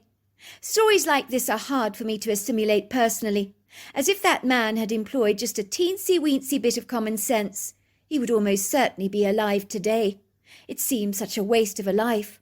I always felt I had to watch over my sister like a parent over a rambunctious, mischievous toddler. My mother always accused me of being overprotective towards her, but I knew that Juliet's naivety could be the death of her if she wasn't careful, as thinking before she acted was almost enigmatic to her. In truth, as far as my sister Juliet was concerned, I'm afraid to say imprudent naivety, juvenile irresponsibility, and blind ignorance played leading roles on the stage of her early life, guiding her down treacherous, rocky, tumultuous paths, encouraging her to make dreadful, almost fatal mistakes. So let's just say they weren't exactly her friends. Indeed, they allowed her to indulge in her wistful fancies at a moment's whim, without even considering the ramifications of her actions, like the hurried man, blindly driving through a red light to get to the party, but never arriving. One of Juliet's indulgent whims were dating websites, the likes of such that would make my skin crawl. I simply dreaded what kind of precipitous path Juliet would walk up if she opened the door to online dating sites, rather like a haunting portal in our home, inviting in the spirits of the dead, good or bad. You never knew. And once that portal was open, you didn't know who the hell would come through it. And that was my gravest concern. Juliet believed in this day and age, everyone who is single, looking for love, was surrendering their dating lives to social media platforms and dating sites. But it seemed her innocent lack of worldly experience meant she was an open door, attracting the abusive, untoward, unsavoury characters over the threshold of our home, rather like bees to a honeypot. Juliet's callow puerility was almost as deadly as releasing a wild caged tiger from the safe confines of his enclosure and bringing him into your living room, giving him a lovely warm saucer of milk, a bowl of cat kibble, just assuming that he's never ever going to bite. Consequently, Juliet's biggest problem was she trusted everybody, willfully, falsely assuming that everyone would always be nice to her. Little did she know that there are men out there, evil men, who shadow women like her, preying upon her jugosity and childlike simplicity, that were all too eager to exploit her. You may think that by the way I'm talking about my sister, that she was backward or retarded in some way. Not so, not at all. In fact, she was a straight A student at school, all the way through. She was clever academically, but her emotional intelligence left a lot to be desired. Let's just say it was a work in progress. One morning I watched Juliet as she sat casually on our cosy family couch. We were still living at home at the time, which was something I felt rather self-conscious about, as I was now bang in the middle of my 20s, and I wasn't getting any younger. And by that stage of my life, most of my friends were now renting apartments of their own, or sharing with friends or partners. If it were not for my sister, I would have followed on suit in their footsteps. In truth, I was always worried about my sister's greenness. She was like a sapling in the ground that could so easily be pulled up by the roots. Her roots were not firmly embedded or secured in the soil. My sister needed watching over. She had a ton of growing up to do, and I had to help her to do it. On this pleasant evening, she had her knees snuggled up so tightly to her chest, and was wearing what looked like a child's pair of pyjamas, which depicted scenes from Alice in Wonderland, something that I suspected her 22-year-old friends would never be seen dead wearing. There was an endearing Peter Pan-like quality to my sister, a huge part of her that just never wanted to grow up. I remember one Christmas my mother bought my sister her first brassiere from Father Christmas that was rolled up neatly in her Christmas stocking, dangling on our mantel. She cried for days on end about that. Howled would be a better word to use, declaring that the lacy item in her stocking had completely ruined her Christmas. Even my grandmother had a go at my mother, saying, "How could you be so insensitive, Patricia? How could you buy the poor girl a brassiere? And at Christmas, too! You've broken the girl's heart!" To Julia, wearing such an offensive item of clothing represented growing up and becoming a woman. My sister never wanted to grow breasts, and if my sister could have been a girl forever, she almost certainly would have stayed that way. But her body betrayed her wishes, as she became a young woman, and an attractive one at that. Looking at my sister, you could see the fragility of her innocence, while her dark brown hair was pulled away from her face in a ponytail. I couldn't help thinking she looked more like a vulnerable 12-year-old girl, rather than a 22-year-old woman, especially when her face was devoid of makeup. I could also see her scrolling through the dating sites online, with a zealous ebullience and a focused concentration, as if she was looking for a poodle or Yorkshire Terrier to buy online, although in this case she was shopping for a boyfriend, and told me as much, quite firmly actually, as if it was the most natural thing in the world for her to do. "Everyone shops for love," she told me on numerous occasions, as if staggered by my lack of education in this regard. "What are you doing?" Juliet I'd asked her. "I'm shopping for a boyfriend," she told me in a nonchalant way. "What do you think I'm doing? And while we're at it, what do you think of him?" she says, handing me her cell phone to review the man's profile. I frown, taking the cell phone from my sister's grasp, with a reluctant indignation. I study the photographic images of this young man. I could see why she was drawn to him. His face was perfectly symmetrical, indicative of the golden ratio, which is pleasing to the eye, and always makes people appear much more attractive. Granted, the man looked good. His profile ticked all the right boxes. He was definitely my sister's type. She was always drawn to tall, dark, slender types that had a mysterious look about them, rather like the dark side of the moon. But she knew nothing about his character at all. Let's just say when you're looking at a photograph, that's all you see. It's a photograph, a still image of a relatively good-looking man, but he could be anyone. I've dated my fair share of young ladies over the years, since I was 17 years old. I had learned pretty quickly that a nice-looking packaging is not always complimentary to the person you might meet. It's like picking up a chocolate at the Creole Chocolatiers in Broadway Street, in town, which I confess I've done on numerous occasions, as I'm quite partial to an expensive Belgian chocolate. I can't recall the amount of times I've picked out a chocolate based on its appearance, but when I've bitten into the chocolate, I'm the one that's the most surprised. This flavour I was not expecting. Good or bad, in my opinion, that's what it's like when you date a stranger online. The outside may appear beguiling, but what kind of flavour is he or she going to embody? That's the question. They could potentially possess a kaleidoscope of characteristics, could they not? Like a cereal box containing the plastic Smurfs inside when we used to collect them as kids. You can never be sure what you're getting, and so exploring uncharted waters is a potentially dangerous affair, and it's not for the faint-hearted, let's just say.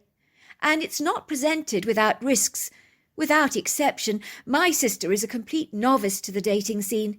It would be like asking someone who's never sailed before in treacherous, choppy conditions to navigate the boat for you over a tumultuous watercourse, or like someone who's never driven a lorry to sit behind the wheel and guide its cumbersome form seamlessly over sheets of treacherous ice, which is naturally inviting trouble.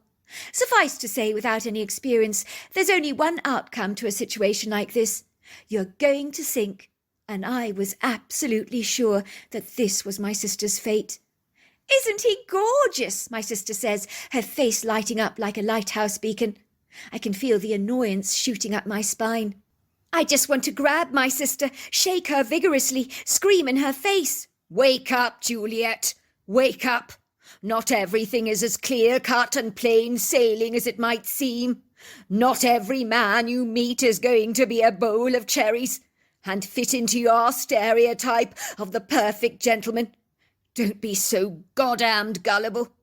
Instead, I bite my lip.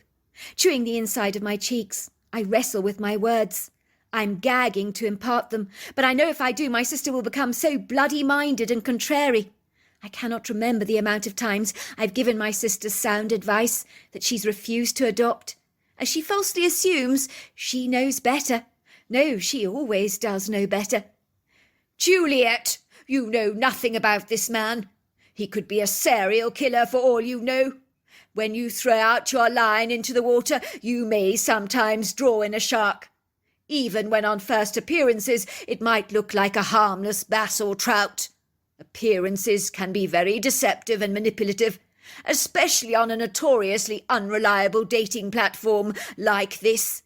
My sister giggles. You're so funny, Teddy. There's no way this man is a shark. You're being ridiculous. You're so old-fashioned, just like Dad. You're 25 going on 90, Teddy. I don't want to date one of your stuffy friends, do I? Which I know you're about to suggest to me. No thanks, I don't want that. Don't you see the whole idea of these dating sites is for me to meet new and exciting people that in normal circumstances might be unlikely to serendipitously cross my path? You think I'm going to look a gift horse in the mouth like that? This man here, he's exactly my type. He ticks all the right boxes. I'm screaming inwardly.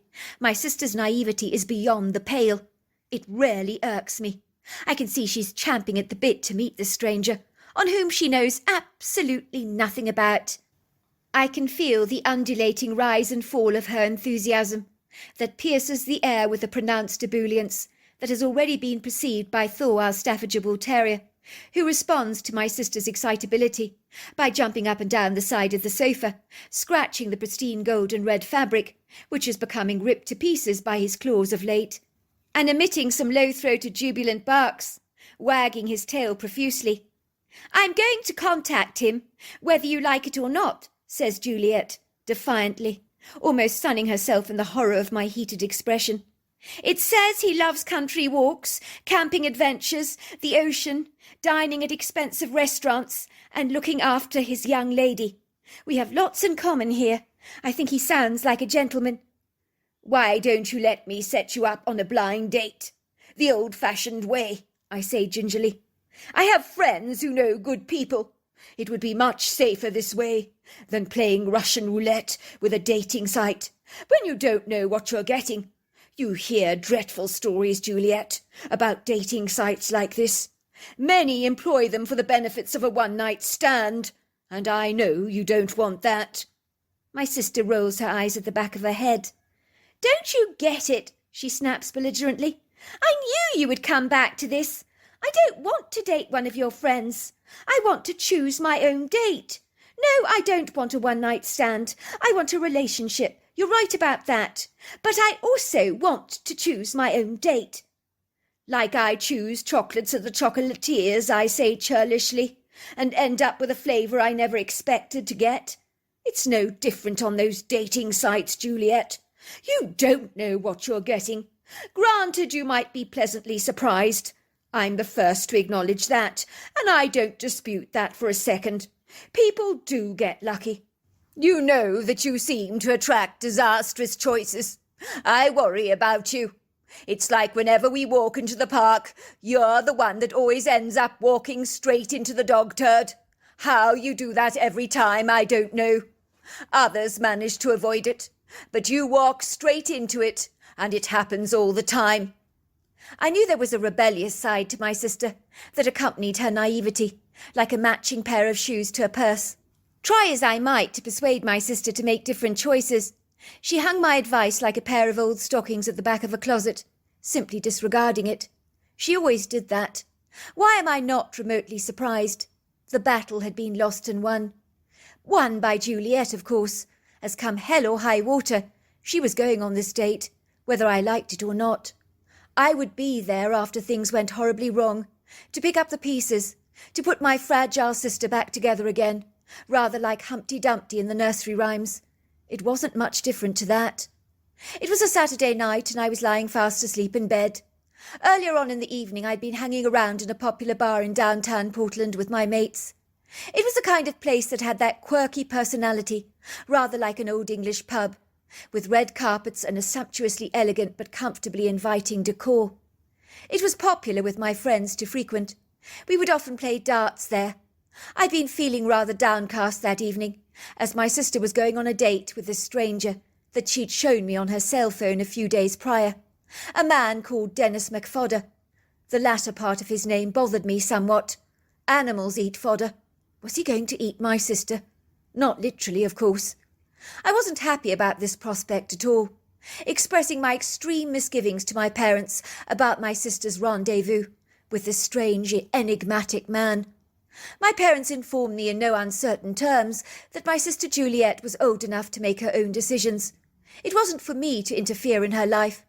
Normally I would have agreed with them wholeheartedly. But could they not see that my sister at 22 was like a 4-year-old kid playing with a bunch of matches in a yard shed, and with one strike of that match, almost anything could happen? "Darling," my mother says, placing her hand on mine, giving it a tight squeeze. "I know you mean well by Juliet, I really do, and I love you for it, sweetheart. You're a wonderful brother to her. She's 22, for goodness sake. She's not a baby anymore, nor is she your responsibility. You cannot live her life for her. Yes, she's going to make mistakes. And you are right, that handsome man on the profile she showed you may not be all he seems. But your sister will learn that as she grows up. Not everything in life is without risks, and dating can be a rocky road to travel down. But we've all been there at one point in our lives." "That's the whole problem, Mum. Don't you get it?" I groan. "Juliet hasn't grown up. She's like a 14-year-old girl in an adult's body. She's inclined to get herself into all kinds of scrapes and trouble that have nearly cost her her life on a plethora of occasions. How can I do anything but worry, Mum? I'm only human, and I'm her brother. I have to look out for her." This time it's my father who's frowning. "Look, Teddy, why don't you concentrate on living your own life, rather than worrying about Juliet all the time? Your mother and I both know that the only reason you're still living under our roof is you're looking out for your sister. And I can see you're busting at the seams for your independence, but you can't stop fretting over Juliet. But I wish you'd let go of the reins. Your mother and I are so attached to the two of you. We dread the very day when you leave home for good. But we have to release our hold on your lives one day. And furthermore, you would do well to do the very same, as far as Juliet is concerned. It's called letting go. It's not easy. I know it's hard, son, but you've got to do it." I think when I arrived at the local watering hole that night, that my crestfallen mood was tangible. I was wearing my heart on my sleeve, something I'm not inclined to normally do, unable to bury it. Not from discerning eyes, that is, upon which Tyson owns a very beady pair, and he's not failed to miss my melancholia. "What's wrong, bro?" he says, taking a sip of his foaming beer, leaving a white residue above his top lip that he licks away contentedly with his tongue. "If you don't mind my saying so, you look as if you have the entire weight of the world on your shoulders." We are both happily sitting together in a cosy booth, behind an oakwood table. The chairs are upholstered and aligned with a rich velvety red fabric. We're currently waiting for 3 more of our friends to be joining us. The bar is a hub of humming activity, as waitresses with trays, white aprons appointed to their middles, worn over a standard black dress or black pants and tops, are attending to all the regular drink and food requests with their usual savvy efficiency and attentiveness. The bar is filled with ambient merry chatter, joyful laughs, a hearty rich ambience. But this evening I feel like a fish out of water. As contented I most certainly am not. My head is a whirl of taunting images of Juliet having dinner with a stranger. Just thinking about her is punching my insides with jarring, throbbing jolts, as if I'm being tasered again and again and again. Professably a horrible unsettling feeling shoots down my spine that leaves me nibbling one of my fingernails awkwardly, like pieces of a fine shell. "That's because I do, bro. I feel like I have the weight of the world on my shoulders, and there's not a jot I can do about it.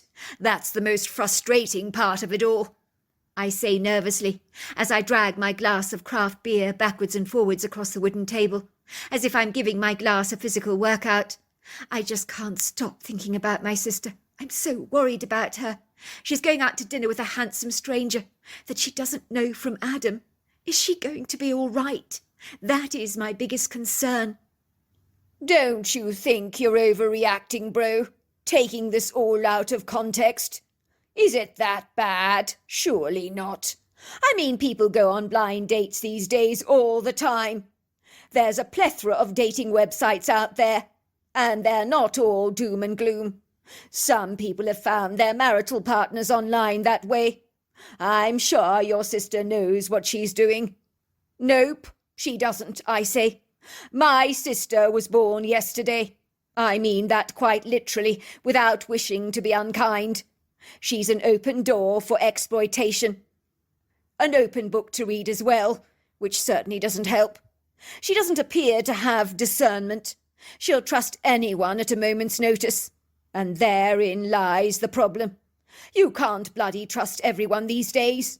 There are insidious characters out there with nefarious agendas. We all know that, only too well.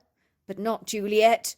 Juliet could dive into a pool of piranhas quite happily and befriend them all, failing to see that they're after her blood, gullibly believing that they're all quite wonderful. Is your sister the girl with the long dark hair that looks uncannily like the Duchess of Cambridge when she first married Prince William all those years ago? I mean the younger version of her, that is. That's right. She's the splitting image of Kate Middleton when she was young. Everyone tells her that. Why haven't you set her up on a date with one of us? I'd be game for a date with her, but I'm not sure I'm ready for a serious relationship, if that's what she's after.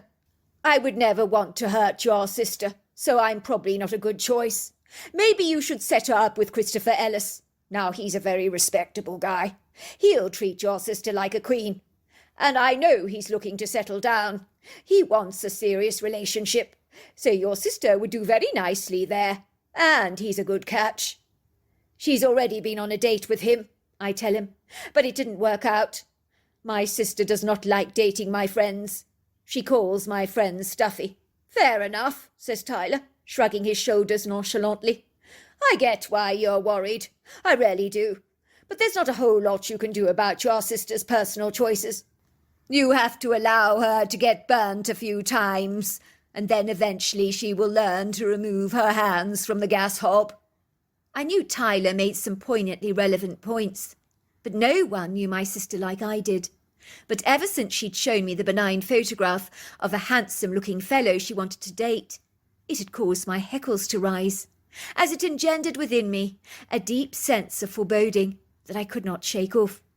I had drowned my sorrows that evening with a few alcoholic beverages to calm the tempestuous storm brewing inside me as angry breakers thrashed against jagged rocks in my mind. The only thing that could calm down this salty sea of chaos within me was alcohol. I wasn't inclined to drink much, but on this occasion I do admit I overindulged. The Uber driver dropped me off outside our Georgian-style property, in a green leafy neighbourhood in Portland. I don't mind admitting that I had made a leaping dash to my bathroom and bent over the loo seat, hurling up the entire contents of my stomach, tasting the bitter residue of my alcoholic excesses on my tongue, after which I felt infinitely better. I changed into my PJs and retired to bed, glancing at my digital clock. It was 11:30. My sister should be home soon. I'd wait up in bed for her for a while, to ensure she returned home safely. I must have slipped off into a deep sleep, and was awoken in the middle of the night to a slender form sliding into the sheets next to me. I knew it was my sister by the faint smell of apple shampoo on her hair, along with the familiar scent of Miss Dior perfume, her signature fragrance. I was relieved my sister was back home safely, but the last time she'd slipped into bed with me was when we'd been watching a scary movie together 5 years prior. I sat up, switching on my Tiffany bedside lamp, glancing briefly at the red numbers on my digital clock. It was now 12:30. My sister was lying on my pillow, her eyes shut. "What are you doing in my bed, Juliet? Look at the time. It's rarely late. Have you only just got back?" She nodded. "If you must know, you were right. My date tonight was an absolute disaster. But that's all I've got to say about the matter. And if it makes you feel better, I shan't ever be seeing him again, as long as I live." At that she pulled the sheet over her head and drifted off to sleep. I pondered over her strange irrational behaviour, climbing into bed with her older brother, which was something she only did when she was a little girl, and, of course, after a very scary movie. I could only conclude by her enigmatic actions that her date had scared her tonight. The thought caused an anger to boil up inside me, like a whistling kettle on the hob, accompanied by a sweeping bile that rose up in the back of my throat. A bitter, offensive, disgusting taste that would make grapefruit taste sweet. But I knew my parents were absolutely right. I was going to have to bite my lip and resist the temptation of interfering in my sister's life. I needed to rein myself in. Juliet's account. I loved my brother Teddy more than anything else in the entire world. In truth, he was my very best friend, and no one cared about me more than he did. Suffice to say, I hated the way he breathed over me, like the proverbial dragon, as if he didn't trust me an inch. I suppose I can't blame him, really, for always being worried about me, as I had a notorious reputation for getting into all kinds of fortuitous scrapes over and over again. I'll never forget my brother's mortified expression when I nearly lost my life over a seemingly benign activity, like cleaning out the fish tank. In truth, it had never been an altogether unpleasant experience, as I recall the crackling of fire at my feet, a thrustful surge of electricity jolting right through me. I vividly recall being flung so violently out of my body, realizing to my bewilderment that I was looking down on myself from the ceiling. I remember seeing myself lying there in this pool of water, feeling very detached to my body. I wanted to go exploring now I was out of my body, and I had a sense I could go anywhere I wanted to at the speed of light, or rather at the speed of thought. But as usual, someone was standing there to rein me in. There was always someone there to rein me in. I remember a firm hand grabbing me, not an unkind hand, but one that was resolutely determined and fixed on its purpose. I heard a man's eloquent voice telling me, "It's not your time. I need you to go back." I put up quite some fight with the stranger, but he remained firm. I didn't want to get back into my body. I really didn't. It looked so cumbersome. But much like I had been thrust out of my body by the jolts of electricity that charged through me like a lightning strike, I found myself being pushed firmly through my nasal cavity by this being, re-entering my own body, which felt so confined and restrictive, like a pair of skin-tight jeans. After that fortuitous incident, I never ever felt the same about wearing skin-tight jeans again. I've never been able to wear them since. It's like squeezing your body so tightly within an inch of your life so you can barely breathe. I don't like it a jot. After that serendipitous incident, I completely lost my fear of death, which possibly made me more reckless in my life choices. My brother has made no secret of the fact that he thinks I'm incredibly naive. I hasten to admit that based on my performance and my date tonight, I think he might just be right about that. But don't dare tell him that. I will acknowledge that when my brother was trying to actively discourage me from dating the handsome man whose profile I showed him online, it wickedly rather made me want to date the man all the more by his protests in the matter. I don't know why it is, but I've always been obstinate and willfully contrary. If you tell me to do one thing, then I want to do the exact opposite. I have no idea why it gives me so much satisfaction to be so blatantly rebellious, but it certainly does. Needless to say, I really did want to date this man, whom in the bottom of his dating ad had the caption, "Blondes need not apply." And when I sent him my photograph, he said I was exactly his type, and given we had similar interests in common, we decided to meet. And in my fanciful Alice in Wonderland imagination, I didn't believe for a moment that anything could possibly go wrong. That was in my brother's world, but certainly not in mine. Even my friends, I'm ashamed to say, are skillfully a whole lot more savvy than I am. They even insisted that before I went out to dinner with this Dennis MacFodder, that I should meet him beforehand for coffee in a public coffee house, just to get a sense of the man, to see whether I was attracted to him in the flesh or not. But I had bypassed all that sagacious advice and dived straight into the deep end with the sharks. There was possibly water I was playing in that could potentially turn crimson. When Dennis arrived to pick me up at the front door of my home, he looked exactly as his picture on the dating site, so there was no false advertising involved in his pin-ups, of course. Granted, he was handsome, but there was something about him that turned my blood quite cold. I noticed he was looking at me with that hungry, devouring look, almost as if I was a lobster in a water tank at a fish restaurant that he had hand-picked and personally chosen for himself to eat for dinner later that evening. I also didn't like the way his wavering eyes ran over my body, like an X-ray machine at the airport, looking right through me. I felt almost as if he was sizing me up, and almost undressing me, dare I say. I ambled over to his car, sitting next to him on the leather seats, but I couldn't physically relax at all. I felt tensely stiff and exceedingly tight, almost as if I couldn't breathe, as if my whole body, leave aside my legs, was being confined to a skin-tight denim bodysuit. I'm not an intuitive person at all. That's always been one of my greatest shortfalls. But I could sense something was off about this man. Well, I'm very glad to say you look exactly like your picture. That is a very pleasant surprise. If your picture had been a lie, I would have walked away from this date unhesitantly. I've done it before, and I would do it again. I don't like the wool being pulled over my eyes. I hate being deceived. I never suffer fools gladly. But in the flesh, you are even better than I expected, so you can take that as a very big compliment. I can't remember exactly what was said over dinner that night. My mind is a blur. The conversation's so unmemorable, it's almost faded into obscurity.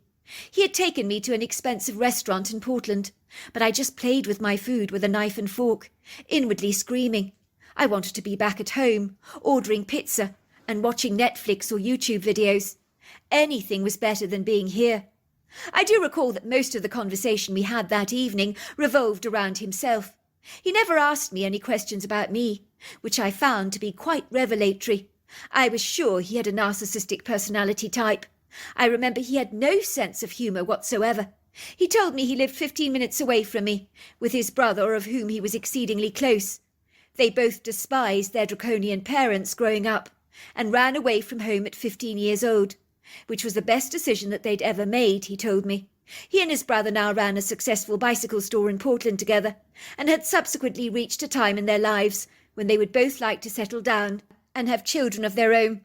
You're exactly my type. Exactly. I think we could work together very nicely, the two of us. We would sire very good-looking children together, if I may say so, without sounding too presumptuous. But the way Dennis spoke was as if his words were stating fact, rather than opinion, and that he was telling me my future, ordering it for himself, like he had the wine during the evening with the waitress. Indeed, he had ordered my meal for me as well, which meant I was faced with the most disgusting large plate of liver and bacon, which I hated with a passion. I loathe liver. I can't stand anyone ordering for me either. The presumptuousness I find very distasteful. Look, I said, uncomfortably, my legs shifting awkwardly under my seat, my eyes evading his intense gaze that almost seared through me. I'm only 22. I'm not looking to get married. Not yet. I want to have fun first, live a little, travel perhaps, chase after my dreams, but settling down with someone is the last thing on my mind. I'm sorry if I gave you the wrong impression about me on the dating website, but I didn't intend to. It was when Dennis MacFodder drove me home that evening. I noticed his body becoming rigidly tense, very stiff. The knuckles on his hands were so clenched I could see the white sticking out. You could almost cut the silence with a knife, as within the silence unarticulated words were spoken, and there were many, none congenial. Dennis never said a word to me throughout the drive home, but anger infused that car like an obnoxious foul smell, and this offensive energy clung to me like the silken threads of a spider web that are not easily brushed away. This time I was the one that sat there with my fists clenched, my head facing awkwardly, looking out at the passenger side window, glancing out at the night, as Dennis drove through the lighted streets of Portland, until he finally parked outside my parents' property, where he brought his truck to an abrupt, almost aggressive stop. I was relieved to be home. I was almost wondering if he was going to drive me home. That was how uncertain I felt. I sighed with relief, as if I was breathing in the refreshing smell of lilacs after a lingering rain. The outline of our white Georgian home, with the pretty soft shafts of moonlight dashing across its walls, seemed to smile at me. as if the house itself was welcoming me back and was actually glad to see me. Never had the sight of my home brought me so much reassuring comfort as it did now. I wanted to get out of Dennis's car and run like a March hare back to the house, away from this man whose suffocating energy was closing in on me like a sandwich being stuffed into an airtight container. I didn't care. I wanted to get back home. This date had been a big mistake. A big, big, big mistake. I would have so much rather gone out to dinner with my brother's friends, who would have been game for a good laugh. But Dennis, his clawing intensity, it was overwhelming. He was the kind of person that could suck the air out of an entire room, let alone the breath from your lungs. "Thank you," I said, but Dennis stopped me from saying anything more and blurted out, "Don't you think you have some explaining to do, young lady? You owe me that much. If you're not looking for a relationship, why did you contact me in the first place? Are you just looking for a rollick in the hay? Is that what this is about, when you say you are looking for fun? Now, I'm not adverse to a little fun myself. I'm no stick in the mud, you know." Before I can even react, he's thrust his hands under my chin. He draws my chin up to his face so that his hungry mouth meets mine. He's trying to kiss me aggressively, urgently. I don't like this man. I want him to leave me alone. I want him to go away. I can't stand him. I've never met anyone this intense before. It's disturbing, very disturbing. If the truth be told, this man's forceful kiss has bruised my lips. Oh, my word, it feels impertinently invasive, invasively intimate. And this, I just can't handle. "This is not what I want," I tell him, and with one arm I push him away as gently as I can, to avoid causing offence. I'm sorry, Dennis. You've got me all wrong. I don't want to kiss you. I don't even know you. You're a stranger to me." Dennis pulls away and grimaces, straightening on the back seat. "So you don't find me attractive?" he says, looking aghast, as if the very idea of my not finding him attractive defies all belief. No, it's not that. Of course it's not that. It's not that I don't find you attractive. You're a very good-looking man, obviously you are. Anyone can see that. I'm sure you're told that all the time. You only have to look at your profile to see that. No, I'm just not looking for a serious relationship, that's all. And well, you know, if I'm being brutally blunt, you're just not my type. I don't fancy you. Despite your good looks, of course. It's nothing personal. It's chemistry. It's connection. Things that we don't have going on together. I'm sorry. I bend down to gather my purse. "Thank you for the lovely evening," I say flatly. "It was a nice dinner," I lie, gritting my teeth. "So this is it," he says, his clenched jaw almost jiggling with indignation. "You don't want to see me again. You're throwing me to the curb. That's rich, isn't it? Especially after being wined and dined with all that delicious food tonight." "Delicious? Are you kidding? There was nothing delicious about that meal. I'd like to remind you, Dennis, you ordered liver and bacon for me. I can't stand liver." If I'm not mistaken, I can sense that Dennis is angry, very angry. Perhaps I went a step too far. I shouldn't have said that. I shouldn't have said that at all. I can sense that he's the kind of man that could really become explosive if his temper got out of control, like a dragon breathing out a Californian wildfire. To my amazement, he punches the steering wheel of his car. But I get a chilling sense that it's me he'd rather be punching. "Get out! Get out!" he shrieks. "Get out, you bitch! You're a nasty little tease. You'll bloody pay for it. Just you wait and see. You hear me? You'll pay for it. I'll make sure you do. You won't get away with treating me like this. I'll make sure of it." I couldn't run to the front door fast enough. Salty tears streamed down my cheeks, as the relief of being home was so immense. I wanted nothing more than to crawl into the safe security of my brother's bed, like when I was very young, snuggling up to my kind brother Teddy. It made me feel so safe. Back to Teddy. The following morning I wake up to find my sister is no longer lying in my bed. But she had been there during the night. I know she had. When I confronted her, she denied that she had climbed into my bed the previous night. Perhaps she was embarrassed about it. But she always did that when she was younger, when she was feeling afraid, and I knew she'd been there. When I asked her to expand upon her date with Dennis, she shut me down, merely saying, "This Dennis character was what she suspected to be a narcissistic personality type, and no, she didn't want to see him ever again." "Happy now," she said. "You were right, his flavour did not complement his appearance, like your chocolates," but I couldn't get any more out of her. In the cooler days that followed, the pendulum of late summer was now swinging closer to autumn, and it was getting significantly chillier. I did notice a pronounced change in my sister's demeanour, almost as if the remnants of her callowness were being swept away, like the dust on a patio porch, to be overtaken by a wary reluctance. I wasn't sure if I actually liked that. By all accounts, it was a cosmical relief to me to perceive that Juliet's desire to randomly date a perfect stranger had somehow lost its illustrious appeal. I was beginning to believe that my sister's life was now peppered with a fiery worldliness that had burnt away her former ignorance, awaking her to the stark reality that not everything in this world is benevolent. Perhaps, against all odds, her date with the tall, ambiguous, dark stranger had turned out to be a blessing in disguise, after all.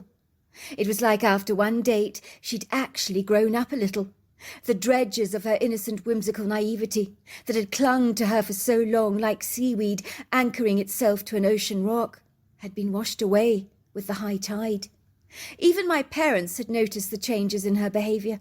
She was much less inclined to be impulsively spontaneous, but was always more sagacious when it came to recruiting personal decisions. It would seem the human with 9 lives, much like a tabby cat, had judiciously decided to retire from her childish ways, relegating them to the back burner, climbing up the ladder of self-awareness and personal growth. I was glad to see my sister blossoming, like a tree in spring, welcoming a more pronounced wisdom into her life that I knew would serve her well, not that she didn't still have a lot of learning and growing to do. Our Staffordshire Bull Terrier at the time was called Thor, named after the Norse god of thunder and lightning in Greek mythology. I'm not exactly sure why he acquired that name, as Greek mythology has not been a subject that carried much intrigue with my family over the years. Needless to say, in an irony of all ironies, I've never seen a dog that was more petrified of thunder. But let's just say it was this unlikely tan and white hero who saved my sister's life one inauspicious bodeful autumn night, when the whole family had retired to bed early to enjoy a good night's sleep. It had become a little chilly. The indelible signs of autumn were abundantly pronounced, as trees had been shedding their leaves, some more reluctantly than most, as they were self-consciously less inclined to embrace such naked immodesty. Pavements were strewn with a plethora of golden leaves that carpeted the sidewalks in a glorious ocean of gold resplendence that would force you to take a second look. It was that beguiling. Some tree branches had already retreated from their summer wardrobes and had wilfully unleashed their leafy loads onto the ground, with their barren, stripped and bare sculptural branches rising up proudly from a secure base of sturdy rooted foundations into a cobalt blue sky. Their burnt sienna branches, like a profusion of bronze woody arms, waving up to the heavens, celebrating the freedom of relinquishing their viridescent finery that had weighted them down during the summer months. Of course the weather had changed quite dramatically. Summer had dashed away so fast, like a furtive robber, as if it could not escape fast enough. It would seem her searing hot summer days were all but a fleeting memory. Some of those scorching days we had endured were most gladly forgotten, and thankfully long behind us. Of course the bright, incandescent summer lighting had drifted away like a child's paper boat bobbing down a meandering stream, left to the mercy of a swift current, while the autumn herself welcomed a much more floating, ethereal, soft gossamer light. I think most telling of all was that people's regular cotton garments had quickly been exchanged with more appropriate warm sweaters. There was a very definite Arctic biting chill in the air, and even our nightly visits from the raccoons had ceased, as their clandestine burrows had beckoned them to a safe and warm hibernation, of which they had been wise not to refuse. My mother was to tell me that the moment she heard my sister's loud screams echo through the house that ill-fated, infelicious, uncongenial night, she knew that they were her daughter's screams, for a mother is so biologically connected and acquainted to the familiarity of her own children that when one of them is in distress, she told me, you feel their aching terror in every muscle, bone and sinew of your body, as if the fear has now become yours. My sister's screams jolted my mother violently out of her deep dream state, flinging her through the windscreen of wakefulness. In a beat of a second, she knew at once something was so terribly wrong. Her daughter was in perilous danger, very grave danger. The impending tone of that scream expressed within its portentous frequency. She knew my sister was in trouble. My mother found herself galloping down the upstairs passageway towards my sister's room that overlooks the front yard. It was the furthest room, situated at the far end of the passage. Boy, did my mother run, as if her feet had suddenly grown wheels, followed by my father, who had reached out quickly for a very sharp fisherman's knife that he surreptitiously kept in a bedside drawer. And then there was me, trailing behind. My response to that scream had been insanely different, and several minutes delayed, as the moment I heard that tenebrous scream, a palpable fear drilled through me, and for a few seconds I froze in terror. Then there we were, all three of us, gathering around in my sister's bedroom, like the spectators at a bullfight. It was dusky in my sister's room, but with a press of the light switch, a horrifying, lugubrious scene unfolded before our eyes. Our Staffordshire Bull Terrier was growling at this strange man, occasionally tearing off the fabric of his shirt, and sometimes thrusting his sharp incisors into the man's skin, where he cried out in pain, as the revengeful blood seeped out of his open bites, spraying and spattering a plethora of crimson blood over my sister's floor, like a spray can of red paint. The young man was so petrified by our Staffordshire Bull Terrier, as Thor knew this man's intentions were nefariously evil. He refused to let go of the man, gripping his arm savagely with his teeth, sometimes releasing, then snarling, unleashing the most terrifying, threatening growls that would terrify the most courageous among us. "Dad! He tried to smother me with a pillow!" cried my sister. "He tried to kill me!" I'll never forget my father's face. It was consumed with a fury that would make a treacherous lightning storm look like a picnic in the park. Never have I seen an anger settle on a man's face, as it did upon my father that night. My father grabbed the man by the collar, shaking him so violently hard, so that his whole body wobbled, shuddered, heaved, and shook. His eyes were round with terror, but no words came out of the man's mouth. But the putrid, bitter stench of a sweat seemed to perforate the room, which I am informed is the smell of fear itself. My father was holding the powerful blade, raised above the man's torso. It looked almost as if any second he was going to plunge the knife into the man's heart. You were trying to kill my daughter. You were going to smother her with that pillow. How dare you? How dare you? How dare you? You touched my daughter. Who the hell do you think you are? I will make sure that the police lock you up for the rest of your life. I grabbed my cell phone. I was quickly calling the police, informing my father not to kill the man, for I was almost certain he would do just that, as his fury had hit the roof. I did not want him to end up behind bars for killing a man who had become like putty in our hands, as his fear over our Staffordshire Bull Terrier was all-consuming. But who was this enigmatic stranger? Why had he come so close to eclipsing my sister's life from her? There was only one hero on this night, beyond question. Thor, our Staffordshire Bull Terrier, whom had saved her life. Without his intervention, this man would have almost certainly killed my sister, as he slipped silently through her bedroom, grabbing a pillow to smother her. I was to learn he'd gained access to our home after fiddling the lock of our kitchen door. He had skillfully crept into the house through the back, waiting for the perfect moment to pounce on his unsuspecting victim, whom he was desirous to kill. Back to Juliet. After that date with the insidious MacFodder character, something inside me almost certainly shifted. I think I came to the horrifying revelation that although most people are inherently good, there are a scattering of people in our world that most certainly are not, and that my brother was absolutely right, that after surfing these dating sites, sometimes if you're not careful, you may find yourself balancing on a very shaky, precarious wave that could so easily seize you, shake you violently, bury you beneath the ocean, holding you down so powerfully that you lose the fight within yourself until you surrender to its charge, unwillingly becoming another victim of its wrath. Needless to say, my friends were very much more astute than I was, but then that wouldn't have been very hard, would it? They were always accusing me of being ignorantly naive. Of course, they were absolutely right. My sharp-witted, shrewd friends always ensured that dating a stranger online began in a safe public spot for them, where they would first meet for coffee. But I had ingenuously bypassed all those safety precautions and put my hand straight into the electric socket. It would seem that Dennis MacFodder had taken my rejection to his advances far from favourably, and had assured me I would pay a hefty price for having offended his male ego by abandoning his advances. A couple of months slipped by seamlessly as autumn drifted into winter.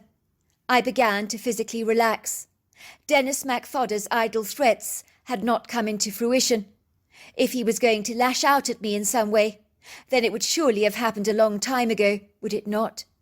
The worry that had clung on to me throughout the autumn and early winter soon loosened its tight grip on me. I felt certain I was no longer under the threat of this conceited, duplicitous character, but I'd underestimated Dennis MacFodder in every regard. As much like any predator, he would unleash his attack on me when I was not suspecting it.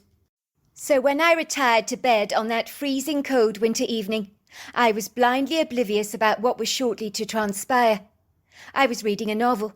I switched off the Tiffany reading lamp on my bedside table and slipped into a deep sleep. It was when I opened my eyes to see Dennis hovering over me with a pillow and a glinting silver knife in my hands that I was aware of what was happening. There was enough moonlight filtering through my room for me to absolutely know that this was Dennis MacFodder, who had come to seek his revenge upon me. I realised this was revenge on the highest level. This man wanted me dead.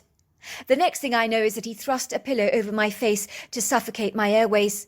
I tried to fight him off with all my might and strength, pushing, beating, kicking, but he overpowers me. He's so much stronger than I am. "You bitch," I hear him saying in a raspy, whispering voice. "This is what you get for rejecting me."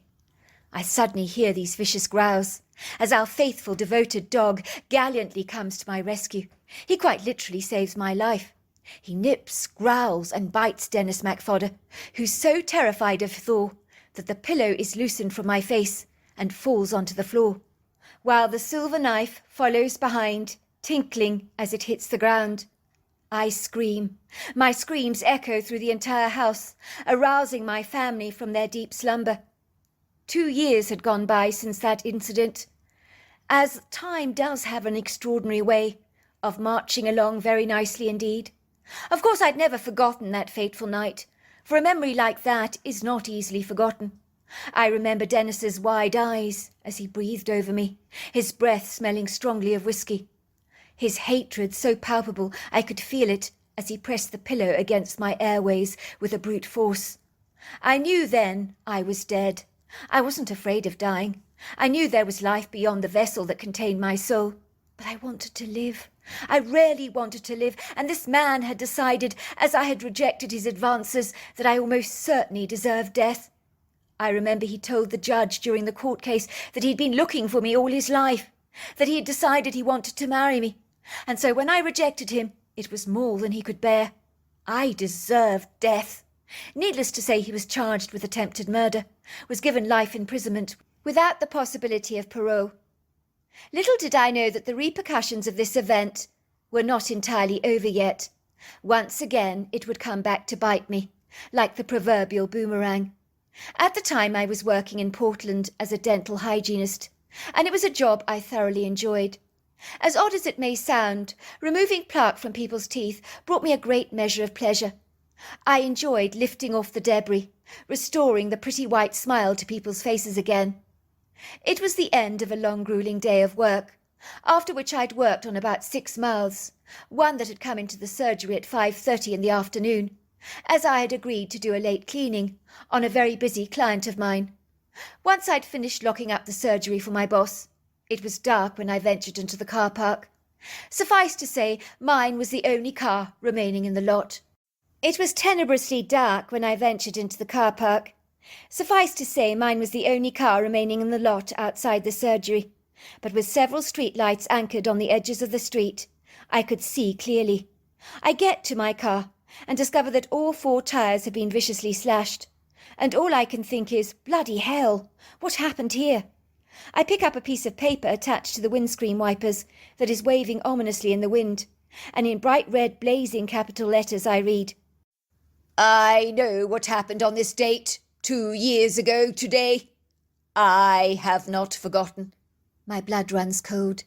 I see the ominous message. Today is the anniversary of the day when Dennis had broken into our home by way of picking the lock of our back kitchen door. He had nearly killed me, if my life had not been fortuitously saved by our Staffordshire Bull Terrier. Earlier this morning I had received a parcel that had been delivered to the surgery, addressed to me. It was so beautifully wrapped, glamorously adorned with a plethora of expensive pink and white ribbons. My enthusiastic work colleagues, both dental hygienists like myself, had gathered around me eagerly, anticipating that this surprise gift was from the lovely man I'd been dating over the last 6 weeks. A man called Pierce Gosnell. My face was heating up, my cheeks burned with a blushing excitement, my heart fluttered with a breezy enthusiasm. Ostensibly the box was so beautifully wrapped. I carefully pulled away the ribbons, cut open the box with a paper knife, and studiously pulled away the pink tissue paper to inspect the contents. My heart began to throb. I let out a stifled scream. The square box contained a large pig's heart, which appeared to be beating, but that was because a vibrating mechanism had been submersed into the flesh, so that the heart was methodically beating up and down. A knife was plunged into the middle of the pig's heart. There was a note in red capital letters that read, Don't say you haven't been warned. If I were you, I would watch my back, and maybe my heart too. What the hell, said my friend Willow, looking at me with an aghast expression on her face. Who would send you such a ghastly gift? They've got to be seriously sick, deranged. It must have been 3 hours later when a florist delivered me a wreath with a message that read, In loving memory of Juliet Mackenzie. It is the most horrifying feeling to receive flowers like that. A funeral wreath addressed to myself, designed for my coffin. There was a huge pit in my stomach. Who was doing this to me? I think I was too befuddled to be afraid, so I was encouraged to file a police report, which I did later that afternoon. I knew if my brother had an inkling with what had been going on, he would have a coronary. There is no doubt about that in my mind, so I didn't tell him a thing. After my grotesquely sick gifts that I'd received earlier that morning, that had left me feeling more than a little disconcerted, my work colleagues, who were very worried about me, insisted I didn't work late that evening. Willow had begged me to take over my last appointment for me, but I refused to be a wet blanket, or to allow the idle threats from a vindictively hostile character out there, who was trying his utmost to scare me half to death, to carry any weight with me. I was made of sterner stuff than that. I refused to be intimidated and subdued by such fear-mongering and steamrolling. Then it happened again. My stoic, impassive confidence was now waning. I sensed someone was out to get me. I stared down in obsequious horror at all 4 of my tyres that had been maliciously slashed, sending out a very bleak but clear message to me indeed. I could read between the lines. I could sense someone was trying to scare me, and it was working. I knew this was the anniversary of the day that Dennis MacFodder had tried to kill me, and had not succeeded. It would seem someone that was affiliated with Dennis MacFodder was out for revenge. I pondered as to who it could be. I had a faint memory of Dennis telling me that he was close to his brother, and that memory ignited in my mind. I tried to reflect on the trial. I paged attentively through the memories of my mind, like the books in a library, trying to remember faces. Surely Dennis's brother was at the trial. But regretfully my itching memories are not generously forthcoming. I wear a nonplussed, vexed expression upon my face as I study the tyres much more closely, examining the damage. A sweeping fear pummels my body, like a feisty, thrashing wind. I decide to call for an Uber taxi to get home. I cannot call my brother. He would freak out and accuse me of being insanely naive and nonchalant, and not paying any attention to the surreptitious threats being launched at me, like silent missiles. In the morning I would deal with the problem of the slashed tyres, but not now. I couldn't face doing it now. It's far too cold for that, and it's been a long, drawn-out day. Exhausting. It was also so cold, my body was freezing, every cell in my body begging for warmth. I was looking forward to having a soak in a long, warm bubble bath while drinking a glass of Cabernet Sauvignon to relax me. All of a sudden, my cell phone vibrates in my pocket. The phone rings. I glance down at caller ID. I smile. It's my boyfriend Piers on the phone. I answer my cell to be greeted by Piers's familiar, reassuring voice. I had met him not so long ago at a bar with friends, and from the moment we had met, there had been a pronounced chemistry between us. We had locked eyes, and he had given me the brightest, biggest, warmest smile. I had smiled nervously back at him, as I'm inclined to be somewhat self-effacing. The stranger was exactly my type, tall, dark and handsome, with aquamarine eyes, but I couldn't shake off the feeling of déjà vu, almost as if I'd seen him before. I suppose it hadn't surprised me that he had a cheeky, potent, audacious confidence about him, as assertive men like him can afford to be so sure of themselves. I'm quite sure he had never been brushed off by a woman a day in his life, as beyond his debonair good looks he seemed to exude a plethora of charm, and that steely, determined tenaciousness that most single young women would find almost irresistible. "Hello, Piers," I say, retrieving my cell phone from my purse. "You won't believe it. I'm in a spot of bother. I've had the lousiest day. Someone's actually slashed all 4 of my tyres. Can you believe it?" "That's terrible. Are you sure you're all right?" "I'm fine. Only a little flustered. You don't think you could pick me up, do you? Take me back home? I would really appreciate it. I would call my brother, but if he knows what's happened to me today, he'll not only have kittens, but he's likely to recruit an army battalion to guard me. Of course, if it's any trouble, another option is to call an Uber." "I'm on my way. I'll be there in 5 minutes." My heart flooded with relief, and Piers was there to pick me up in record time, giving me a huge, warm, affectionate hug. He examines the damage to my tyres, with a grim look on his face. "It looks like someone is sending you a warning message. This is definitely personal. Have you upset anyone recently?" "I'll tell you about it in a second," I tell him. "I think I know what this is all about. I'm slowly but surely putting the pieces together. Whoever is doing this to me wants to scare me half to death.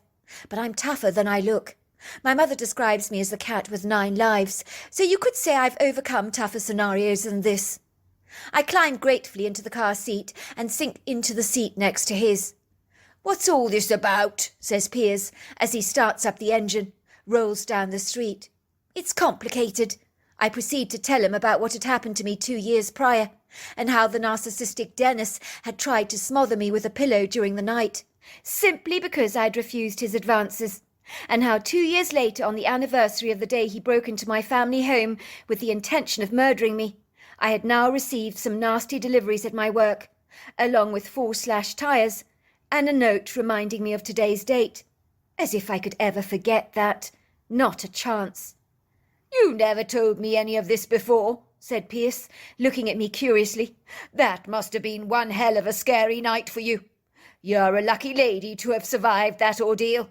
If I didn't know better, I would say someone either wants you dead or to scare the living daylights out of you. You definitely need to watch your back."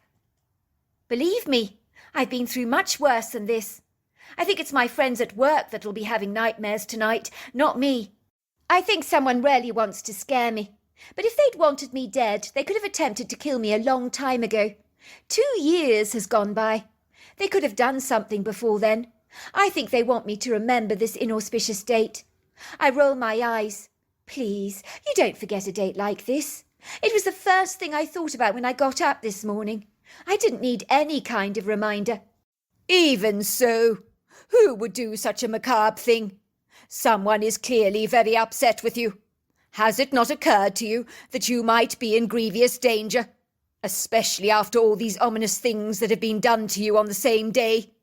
There's a psycho out there that clearly wants revenge.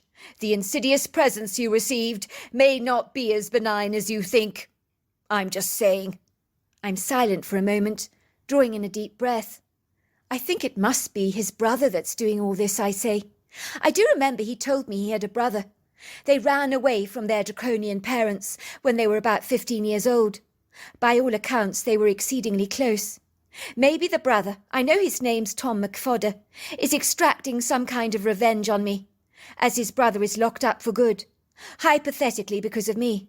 Of course, that isn't true. His brother was the one that tried to kill me.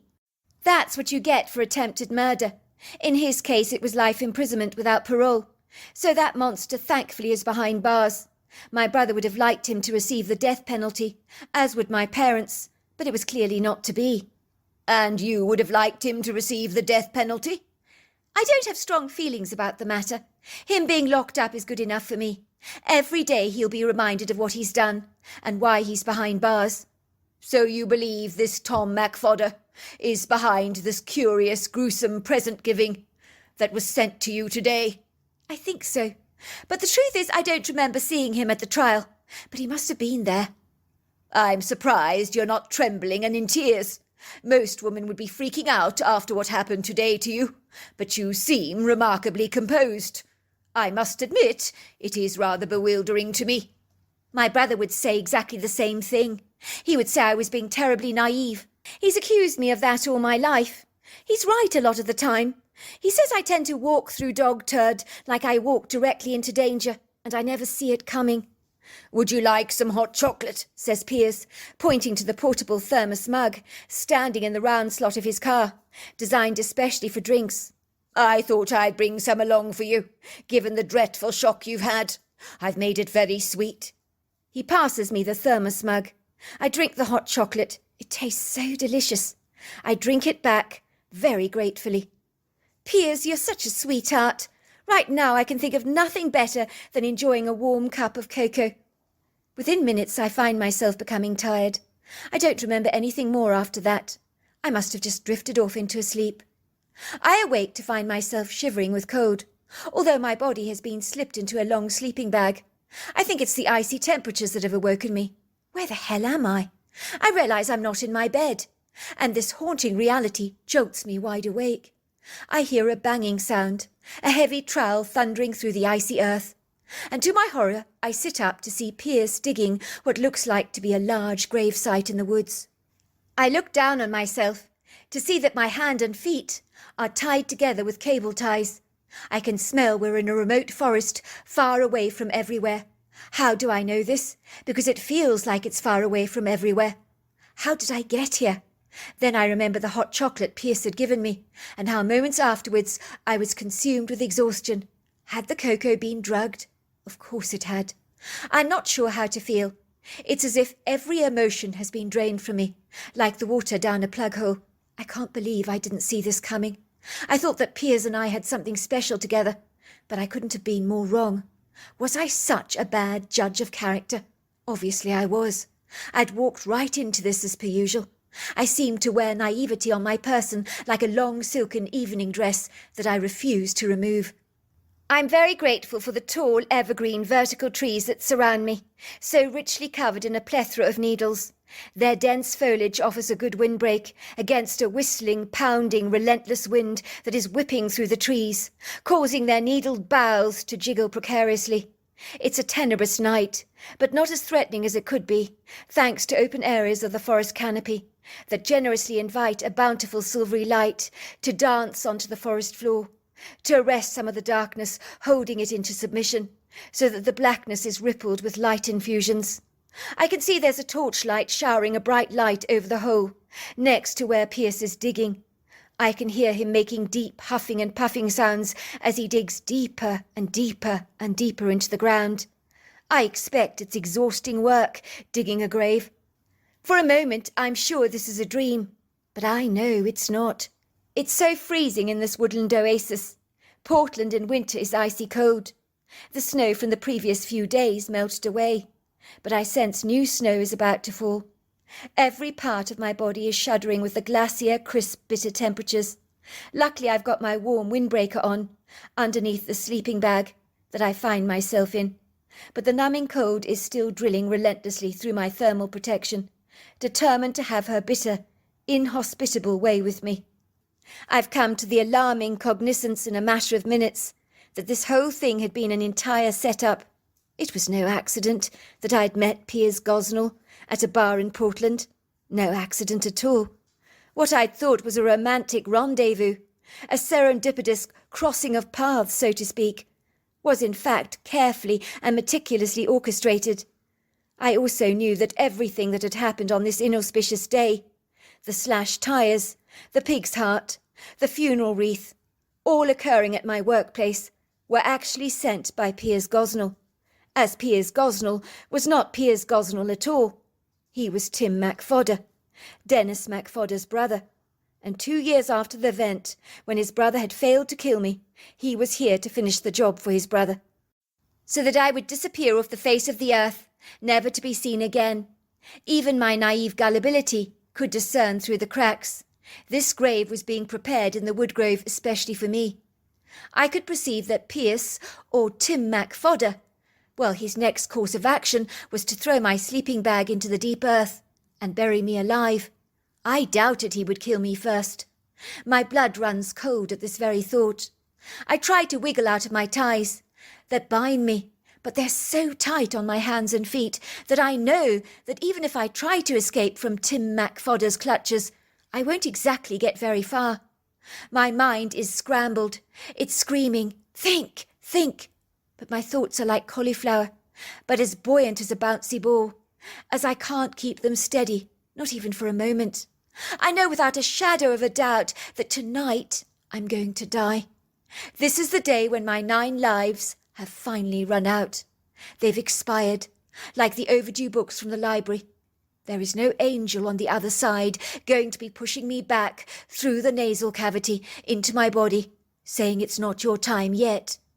This is the day that the spirit of death is hovering around in the dark shadows of this woodgrove with bated breath, as he watches me, waiting for that quintessential moment when my soul will be evicted from my body for good, when the landlord over my flesh suit will demand me to leave and never come back to this lifetime again. But I don't want to leave. I still want to live. I'm young. I hear the ground being beaten hard with the trowel as the wind continues to whip up energetically through the trees. Piers looks in my direction, and a broad grin appears on his face. He trudges over to me, dressed in warm clothing, and despite the Arctic cold, his brow is bespeckled with sweat, and his breathing is fast and furious. I can tell that the digging has exhausted him. "Sleeping Beauty finally woken up," he says, sitting down close to me on the earthen floor, with a nonchalant attitude, as if he hasn't got a care in the world. "Have you figured out who I am yet?" he asks me, his eyes growing steely. "You're Tim MacFodder," I say. He claps his hands. "Well done, Juliet. Maybe there are a few brains in that callow, unworldly head of yours after all. Your brother is absolutely right about you. You are bloody naive, very puerile, Juliet. You're like a mouse walking into that mousetrap, straight to the cheese, and click, it's all over for you. I'm surprised for one so bright as you. That your nescient innocence is like that of a child. Most women would not have behaved like you today. Never. Your so-called bravery was just simply ignorant foolishness and unreserved veracity." He pauses as his thoughts meander down a different causeway from the subject of my naivety. "I was worried you would recognize me from that trial when I chatted you up at the pub, but you never remembered me, did you?" Why are you doing this to me, Piers? This is completely ridiculous. You're going crazy. "No, I will tell you what is ridiculous, little Miss High and Mighty, Lady Juliet, is that you thought you were too good for my brother. No woman is too good for my brother. Do you hear that? No woman on this planet is too good for my brother. My brother was a king among men, my very best friend. He was my world. You stole him from me. He's locked away in a prison cell, all because of you. You don't know when you were born, having my brother falling for you like that. My brother would have given you the entire world, but you spit it out in his face. You might as well have put a dagger in his heart. That's how vicious and wicked and evil you are. Don't be so dramatic. I went on one date with your brother. I didn't know him at all. Tim MacFodder claps again. That's right. You didn't know him at all, did you, Lady Juliet? But from the moment you met him, you decided you were better than him. Let's see, what was the excuse you used? You're not my type. Yet you certainly thought he was your type when you contacted him on that dating website. So you're a big, fat, juicy liar. I tremble. Tears spill down my cheeks. There wasn't any chemistry between us. Your brother freaked me out. He talked about wedding bells moments after we met. Well, he implied them anyway, as if it was a given we were going to get married. Your brother, he was seriously intense. Most people would be freaked out by that. I'm sorry, but they would. Ask any woman. They'll tell you exactly the same. No one likes it when someone comes on to you so strong. Oh, I see. He didn't make your little heart flutter, so you decided you wouldn't give him a chance. You know what, Lady Juliet? You make me sick. Women like you make my flesh crawl. Worse still, it's thanks to you that my brother is now rotting away behind prison bars, never to see the light of day again. You did this to him. Do you think I can comfortably sit back, watching you freely living your life, while my brother is miserably contained? Inadvertently, whatever you may say, Julia, you killed my brother. So I'm going to kill you. It's a fair deal, and you deserve this. Please, Tim, don't. Please, I beg you. Please, this is all just crazy. Can't we talk about this? I know you had a bond with your brother. I understand that. I really do. But none of this is my fault. Your brother tried to kill me. That's why he's in jail. Nothing less, nothing more. You rejected my brother, Lady Juliet. And now I am going to reject you.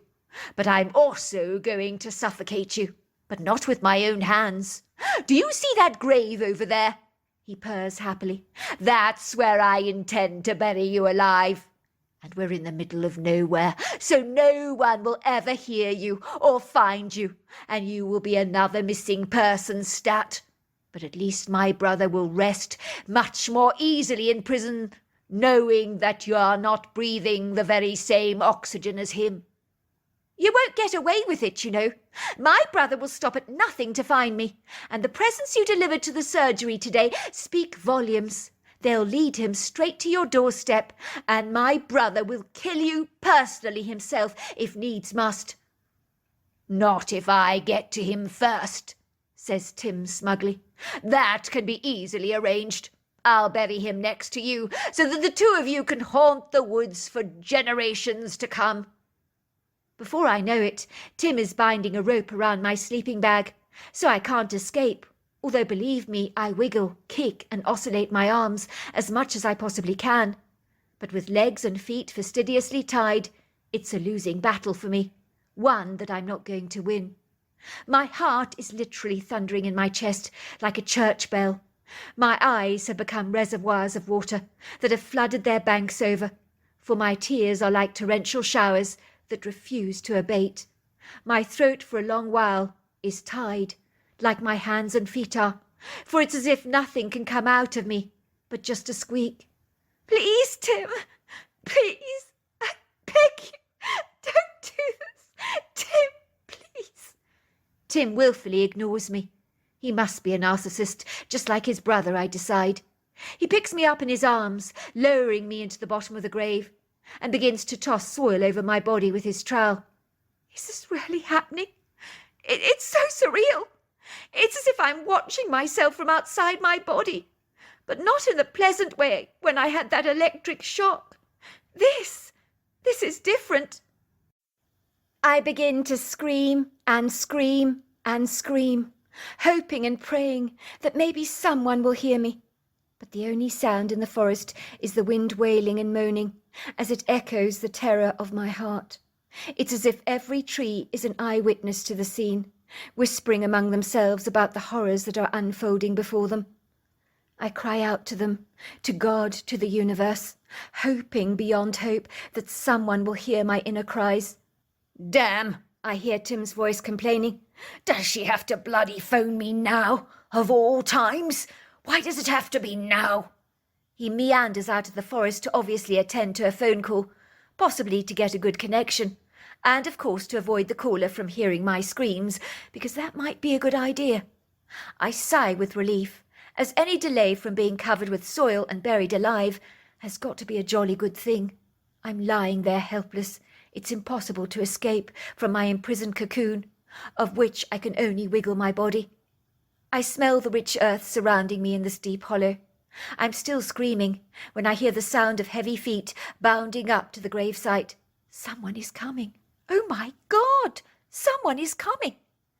Everything happens so fast at the speed of light that the only way I can describe it, as all my focus is on my survival and getting out of this pickle alive.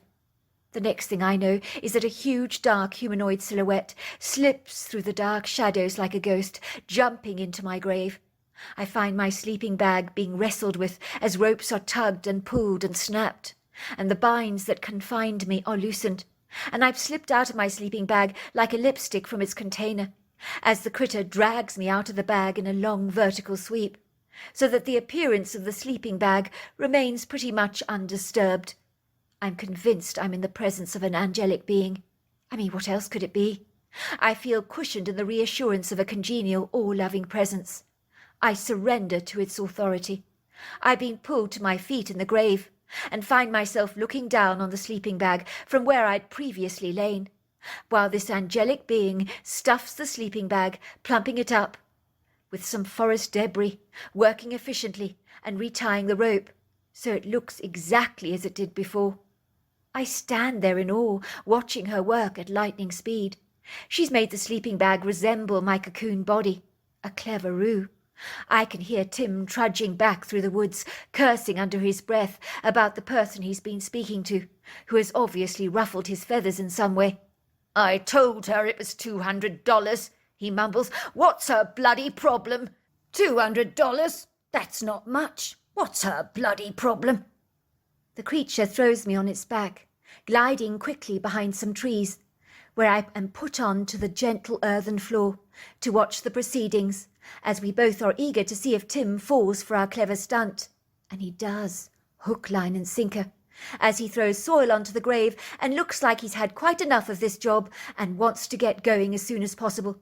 He stamps the ground with his feet to flatten the soil above the gravesite. "Good riddance," I can hear his raspy voice saying. "I've got rid of the bloody bitch for you, brother. Rot in hell, you bitch, you treacherous witch." He covers the grave spot with needles and leaves. He sighs with satisfaction, wipes away the sweat from his brow, throws the trowel over his shoulders. I can hear the familiar sound of his truck starting up. The purring engine goes away until it disappears into the night. All is steeped in silence for a long moment. It's only then that I look at the giant angel that rescued me. I'd been so intent on getting away to safety, escaping Tim's clutches with this ambiguous angelic help that had swiftly come to my aid, that I had not focused my attention on this angel. But then what is she? She's not completely human, but I know without even seeing her anatomy that she's definitely female. I think her benevolent energy is very maternal and nurturing. It is then I see through the soft twinkling moonlight that cascades through the trees, casting its illuminating ethereal shadows over this angelic humanoid being that rescued me. I realize she's a Bigfoot. I'm so astonished that I stare at her in wonderment, and I hear a voice speaking to me in my head. "I'm sorry. I couldn't kill him for you. I struggle to kill anything, even the food that I eat. But he'll get what's coming to him. Don't worry about that. People like him always do. Now let's get you back to safety. I know a house close by where you can find help. I know it sounds crazy, but those were the words that I heard clearly spoken in my head. And I'm not making this up. The Bigfoot with her huge body, silvery grey hair, pyramid-shaped head, human face, and golden yellow eyes is focused on me. I have her undivided attention. She rarely wants to help me. And tonight, whether she's a Bigfoot or not, she is my personal angel. She throws me over her shoulders, sweeps me to safety, and although she doesn't have wings, I find myself being placed outside a farmhouse in record time, where a kind farmer takes me safely back home, wondering how I had ended up on his farm in the first place, but I told him nothing. The events of that surreal night went by so fast, and are tainted with both horror and wonderment, that some of the details have been lost in the battle of my mind, as there was just so much to remember, and it was so awe-consuming, with a mixed bag of emotions, from fear, horror, terror, and astonishment, that I can't remember it all. But I do remember her. I will always remember her. She's in my heart, and although I never saw her again, she will stay locked away safely in my heart forever, never to be forgotten. She may have been a Bigfoot, but she was a second angel to me, after my Staffordshire Bull Terrier that delivered me from the brink of death. There is not a day that doesn't go by when she does not engage my thoughts. Sometimes she filters into my dreams, as if popping in to say hello. You'll be glad to know I returned home safely, trying to process everything for the next few days. I was reluctant to go to the police to report the strange tale. Would they ever believe me? I doubted it. They would possibly think I was as loopy as a fruitcake. Yet Tim MacFodder was out there, living a normal life, falsely believing he had buried me alive. If he discovered I was not dead, he would stop at nothing to ensure I was. I wasn't sure what to do about everything, and tossed and turned for several nights. But fate took the reins of my concern out of my hands, by graciously eliminating my problem for me. Tim MacFodder was found fatally killed in a hit and run. Some said it was no accident at all. People like him store up enemies for themselves, like we might collect stamps. I sighed with relief. My secret buried itself in my heart. Sometimes some things are best not shared at all, unless they can be served out in an anonymous forum like this, like a hearty meal of steak and chips, which I hope you've enjoyed. So there you are. That's my story. Dear Sarah, and all your lovely listeners, my name is Rolf, and I'm from Colorado Springs, which is a city in the eastern foot of the Rocky Mountains, well known for the famous Pike Peak, which is the highest summit here of over 14,000 feet, and a renowned landmark in Pike's Natural Forest, where you'll find plenty of hiking trails and a cog railway. Then let me not forget to mention the city that houses the Garden of the Gods, that features the most exquisite red sandstone formations, which many visitors to our part of the world find incredibly beguiling and bedazzling, and indeed they are, as they're so unique and incredibly rare. We have what I would describe as cooler, drier winters, a semi-arid kind of climate, so to speak, as the Chinook winds naturally afford a rapid warming influence over Colorado Springs, which does have a tendency to bring us variable, changing weather conditions. I grew up in the Black Forest area, which is heavily forested on the northeastern side of Colorado Springs, in an older home situated on 3 acres of land. Living out here does feel like you're living in the middle of the countryside, yet in reality the main town is only about 10 minutes a drive away, which isn't very far. We live in an old house that was built in the 1900s, but was restored and renovated in 1989, and my family finally bought the house in 1995, and we subsequently moved in and never ever looked back, as we enjoyed living in such an idyllic part of the world. Our house was symmetrical in design, with 2 stories, large windows, and a very attractive wraparound porch. We also had stables where we accommodated our 3 horses and took regular daily rides on many riding trails in the area, which was and is still very forested, hence the name Black Forest. I grew up here with my 2 sisters, Kirsten and Gretchen, and both of my parents, Growing up, my best friend Nick lived about an hour and 40 minutes drive away from me in Denver. I'd spend many exciting, memorable daredevil weekends at his home with his fun-loving father. His father was a proficient and skilled hunter and generously took us out regularly on hunting excursions. He taught and mentored us both from a very young age of about 11, under his strict parental supervision and guidance. He taught us everything we needed to know about hunting, and it became a huge passion for the both of us.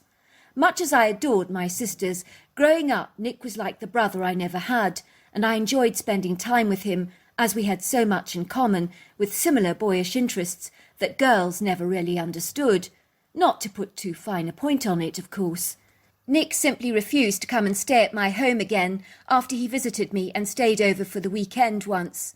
Even to this day, he describes it as the most distressing, terrifying night of his entire life, that he would never like to repeat again at any cost.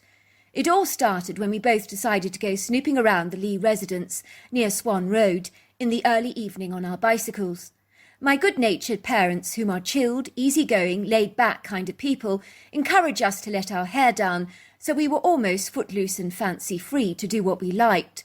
Well, almost. Our neighbourhood in those days was considered very safe, so they were nonchalant about us taking a quick bicycle ride in the early evening, provided we had our lights on and wore our helmets, which we invariably always did. I told my agreeable parents I wanted to show Nick the Lee house, which was the sighting of all kinds of very inscrutable, enigmatic, unexplained paranormal activities that were arousing a great deal of interest from television studios and paranormal researchers around North America at the time. They were doing reports and case studies on all the esoteric happenings at the Lee residence. "Are you interested in the paranormal?" my mother asked Nick curiously. "I am curious," Nick told her, "but I'm not sure I believe in all that stuff. I would have to see something before I actually believed it. But I guess I'm open-minded enough to be persuaded. I think you could describe me as somewhat intrigued." "Well, if you're going to see anything supernatural and outer-worldly, the Lee place is a very good place to start. There's been a lot of interest in the place recently," said my mother. "I have a girlfriend who knows the family personally, and she told me that they're not making things up, because she has seen for herself and heard very strange, ambiguous things at that house that cannot be explained and naturally defy rational explanation." "Like what, Mum?" I asked. "Well, she said she saw these obscure, physical, opaque-like shadows that had a human-like shape to them. They appeared very menacing, and they were darting around the Lees' front yard. She said that they seemed intelligent and very aware, but also disturbing, because they weren't like your normal shadow people, they were something else. They had distinct humanoid, three-dimensional shapes that were blurred and hazy, and very obscure. She couldn't describe them exactly, but I could see by the discomposed expression on her face that she had really been rattled by the outlandish, incomprehensible phenomenon, whatever on earth it was." "Do you believe her?" I asked. "Well, I don't see why I shouldn't believe her, darling," my mother said. "But I haven't ever believed in the paranormal myself before, but then I do trust my friend's undetermined account, so I'm on the fence about it, I'm afraid." My mother went on to tell us exactly what she knew about the place. "Everyone who lives in our area knows about the alleged paranormal activity that takes place in the Lee house," she explained. "Even the most hardened skeptics and cynics have visited the place, looking to debunk the indeterminate claims, but they come away saying that there's something outer-worldly going on there. Some people describe the Lee house as one of the most haunted houses here in America, if not the world. One shaman, I gather, recently described it as being located on a rainbow vortex, which becomes like a railway road for the paranormal, that apparently can slip in and out of our reality at random. Then there are the strange stories about the Lees actually witnessing extraordinary ethereal light shows. I gather they came back one night, and Mrs. Lee described it as like 4th of the July firework displays. They also heard eerie rustling chains on the roof at night, rattling away and making a very strange commotion, and they even heard celestial orchestra music, and I gather saw metaphysical shadows and spectral beings and mystical moving lights. So I don't know what is going on there. As you know, there is a military presence there that does a great deal of testing in our area, And even Mr. Lee himself, who's the biggest cynic of them all, was very concerned about all that military activity going on, and believed that in some way it could be connected to the military experiments that they were doing, and believes it might include psychic mind control or something, so no one really knows what is going on there. So that's about all I know really about the place, but I think it's a good idea for you kids to go and have a look, but make sure you're back within an hour, because I'll be coming looking for you if you're not, and that's a promise. Before long, Nick and I were on our bikes, riding towards the Lee house, ringing our bicycle bells enthusiastically. I was feeling very excited about the prospect of seeing something anomalous with Nick, as to be honest, I'd never really dared to visit the Lee place on my own, as although curious, I was not that brave. "Your parents are so cool," said Nick. "I don't know if my parents would let me go out early in the evening on my bike." "Well, if you want to see something haunted, it has to be at night," I insisted. "Isn't that when all the ghoulies and ghosts come out to play?" I teased. "Well, if I'm being honest," said Nick, "hand on heart, I wouldn't really mind seeing something. Actually, I'd quite like it. We can't go into the Lee property, though," I warned, "as they do have security cameras up. But we can have a look around the area, and that's about as good as it gets, I'm afraid." We stopped our bicycles and stared into the property, and although it was quite dark, we could see that it was a very large log home flanked by a few ponderosa pines and large areas of expansive turf. It looked disappointingly normal to Nick, and I could tell by the downcast expression on his face that he was expecting something a lot more sinister, shady and creepy. "It doesn't even look remotely haunted to me," he complained bitterly. "I thought you were going to take me to some spine-chilly, spooking, nightmarish place. But this could be anybody's log home. It's not even foreboding or ugly, and it hardly even looks haunted." "I'm sorry," I said. "It's a standard home that's haunted, I suppose. I never knew you were expecting something so blatantly unnerving that gave you the chills. I don't think it works like that with haunted houses, you know." "Are you not supposed to get a creepy vibe from a house that's haunted?" said Nick, looking decidedly disenchanted. "I suppose so," I said, feeling disappointed that my very best friend was clearly unimpressed and disillusioned by the Lee home. I wanted to show him a good time while he was staying at my place, and I was failing miserably in my entertainment. "I tell you what," I said, trying to lift up the mood. "Why don't we cycle around the wooded area before we go back home? I've heard speculation from people around here that they've seen strange anomalies and light orbs in the woods." "I'm not sure I want to go," he said. "There's nothing out here for me. I don't believe in all that stuff anyway." I could tell he was so disappointed and vanquished, almost as if a small part of him really wanted to believe in the supernatural and that ghosts were indeed real. But now he was highly cynical about the matter and seemed rather disappointed. We were turning our bicycles on the road, and that was when Lee and I saw a figure walking directly towards us from the Lee house. He did not look best pleased with us, possibly because we were snooping. I felt like a kid that had been caught with my hand in the cookie jar, doing something very naughty. I didn't know who he was, for I'd never seen him before, but he was wearing a plaid shirt and blue jeans, and looked like he wanted to punch our lights out. In truth, I've never actually seen anyone that looked so enraged and angry before. I felt frightened and discomposed by his aggressive demeanour towards us, and his tempestuous manner. I suppose I couldn't blame him, really. I'm sure we weren't the first to go peeping and poking our noses around the Lee property after hearing rumours of the hauntings. "Quick," said Nick, "let's go." And we turned our bikes around as fast as we could, and that was when we could hear the indignant young man running after us. I was certain he was going to throttle us, and we sped away on our bicycles as fast as we possibly could. But despite our speed, he was only yards behind us. How could anyone be this fast, I wondered in horror. All the time we could hear his frenzied breathing behind us as he ran after us. In terror, we quickly turned up our driveway at home, feeling absolutely petrified, with chills down our spine. But to our amazement and huge relief, the young man was gone. Where had he got to? We couldn't even imagine. But all we could think about was one thing, and that was hightailing it back into the house as fast as we possibly could. "Did you see anything?" asked my mother. looking at our pale faces as we bolted through the door like heavy, powerful windstorm as the door slammed violently behind us.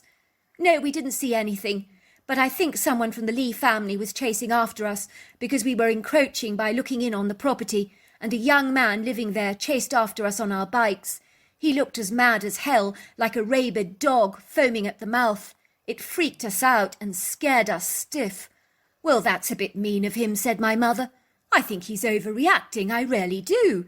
It's only natural to be a bit curious about a haunted place, and you're only meddling kids having a little snoop. What's wrong with that? It's only a bit of harmless fun, surely." "Well, they've probably had enough of inquisitive, nosy people snooping around the place, hoping to spot something anomalous," said my father. "I can't blame them. If I had people officiously sizing up my property all the time because of ghostly rumours, I'd do my nut. The poor man possibly had as much as he could take of the incessant scrutiny. How can you blame them for that?" Later that evening, Nick and I sat down to watch a hilarious movie, and we ate some pizza delivery my mother had ordered for us, and then we retired to our beds with thoughts of the hair-raising, terrorising bicycle chase now long behind us. "Don't you think it was odd, though, that the man was chasing us? He just vanished like that," said Nick as we began to retire to bed. "I mean, he was breathing behind us, and then he was suddenly gone. Now, you have to admit, that was rather weird. I think he was just trying to scare us, but I must admit he did get away very fast." "Well, he certainly did that," said Nick. "I can't remember being so freaked out before." "Well, you got the scare you were looking for then," I teased. Before long, we'd fallen asleep, and I was suddenly awoken to Nick shaking me violently. "Get up, get up, get up," he said. "Yes, what is it?" "He was here," said Nick. "He was here, right here." "Who was here?" I asked. "The young man. You know, the one we saw this evening? The one in the plaid shirt and the blue jeans?" "You are kidding," I said. "Did he break into our house?" "No," said Nick. "He was sitting right here at the end of my bed. He was smoking a cigarette and looking at me with vindictive, hateful eyes." "You are kidding," I said. "I'm going to have to tell Mum about this. You can't just go breaking into people's houses like this and lighting up cigarettes on people's beds. That's going way too far. I know we were snooping, but this is too much." No, you don't get it. I think he followed us here," said Nick. "But he didn't break in." "What do you mean he didn't break in? How did he get in the first place? That's what I want to know." "He's a ghost," said Nick, looking at me with wide eyes. "And not a nice one either." "What?" I said. "Are you kidding me? This is a joke, right? You are just having a laugh." "No, I'm not," said Nick. "He sat on the end of my bed, smoking and glaring at me. And then he faded and vanished in front of my eyes. He has to be a ghost." I was absolutely gobsmacked at this startling revelation and had no idea what to think. I knew Nick was not inclined to make things up. He had a lousy imagination at the very best of times and was pretty pathetic at pulling off a big stunt like this. I knew he had to be telling me the truth. That night, Nick absolutely insisted that we slept together with the lights on and was convinced that the man in the plaid shirt and the blue jeans was after him in some way.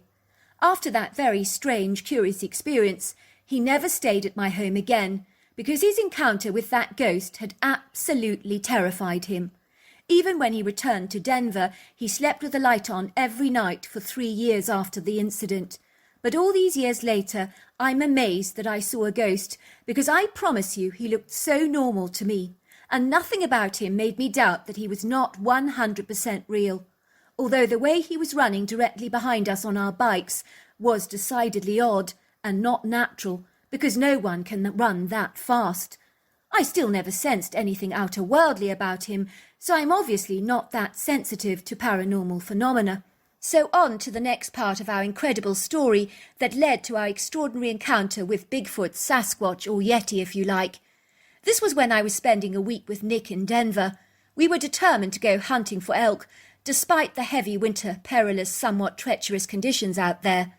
There had been a ubiquitous amount of snowfall in the area where we were planning to go hunting. I must confess I felt very excited about going hunting again. It had been a while since I'd taken down a sizable elk, I fancied refining my shooting techniques, which were getting quite good lately. I think Nick and I were equally as exuberant and eager about returning to our favourite hunting lodge for that quintessential hunting experience, which every hunter enjoys. We arrived at the rustic, pastoral, rather charming hunting lodge later that afternoon. I would describe it as a rather magical, almost whimsical, quaint rustic hunting lodge made from timber beams and sumptuously decorated with very cosy furnishings, large stone fireplaces throughout, filled with crackling, warm, hearty winter fires, drawing rooms filled with interesting walls of ancient-looking leather-bound books, and mounted animal heads from elks to bears. Nick and I booked a sizable, well-appointed and stylish, eclectic-looking room, together with 2 single beds, and once we'd unpacked, we braced the cold weather for a quick scout around the place. We went investigating the extensive variable terrain here, as we were well acquainted with the lodge. We came here often, so we were familiar with the layout of the land.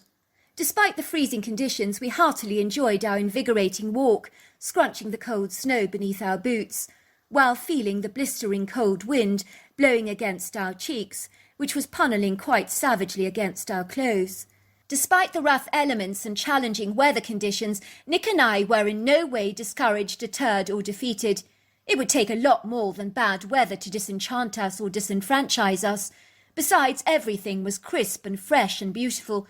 It was like an enchanting, magical winter wonderland, as layers of thick white snow cloaked and carpeted the wilderness in a glistening, undulating fold of pretty white hillocks that looked like a sea of white moving waves. Even the mountains, hilly valleys and rugged outcrops were swathed in what I can only describe as the most gorgeous white icing on a Christmas cake, and icicles of pretty snow hung off the ponderosa pines and Douglas firs like fragile, dainty and delicate crystals. We began looking out for the perfect places to hunt. We glassed the entire area with our binoculars, and before long we found the perfect location where the elk were lying low. We had a general idea where we'd set up our blind for the morning's hunt. Nick and I had spotted a couple of sizable-looking elk taking cover in a low valley against a mountainous ridge that I believe provided some kind of windbreak for them and insulation against the volatile, turbulent climate. We could only hope that the weather would actually improve. It looked like another snowstorm was brewing, and we didn't want that to impact our morning's hunt, as come hell or high water, we were determined to go hunting come what may. At dinner that night, we sat at a very long table full of hunting enthusiasts like ourselves, talking about how their week at the lodge had been going for them.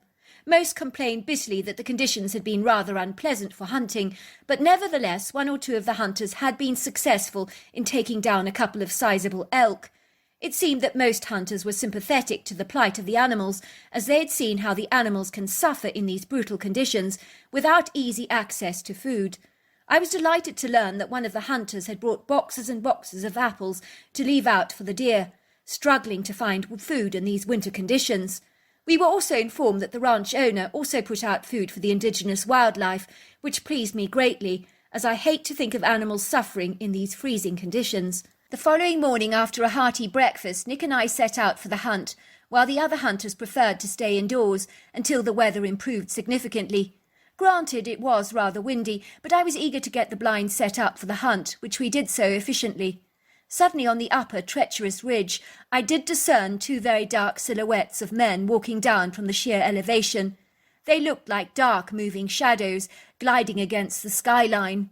I wondered who on earth they were, and what they were doing at such a height, with such a mighty wind blowing in quite fiercely. Let's not kid, it can be precarious at the very best of times, and you would need to be steady-footed, agile and fit to manage walking on what I can only describe as a rocky tightrope against a punnelling windstorm that could easily blow you off the edge if you weren't very careful. "They're completely mad," said Nick, fixing his camera on the men. "Oh my God, Rolf," he said, looking at me directly.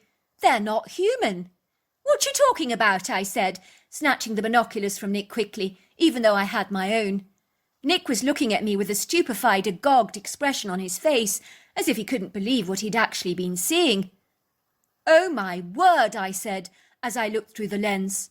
"I think it's Bigfoot." I was stunned. I couldn't believe what I was discerning. We were both so fascinated by what we were observing that we crept forwards to where the strange novel creatures were finally appearing. I had a closer view of them. I don't think fear even entered our minds, not even for a moment. We were exceedingly curious, and my heart was pounding and beating vigorously, but not with anxiety or apprehension by any manner of means, but from sheer excitement. I simply couldn't wait to get a closer view of the uncharacteristic critters. "Be careful not to be seen," I warned Nick. As the critters became closer into our view, they were swinging their arms and legs backwards and forwards, almost as though they were marching, but not quite. They seemed to be walking directly towards something with intentional purpose, as if they had a mission to accomplish.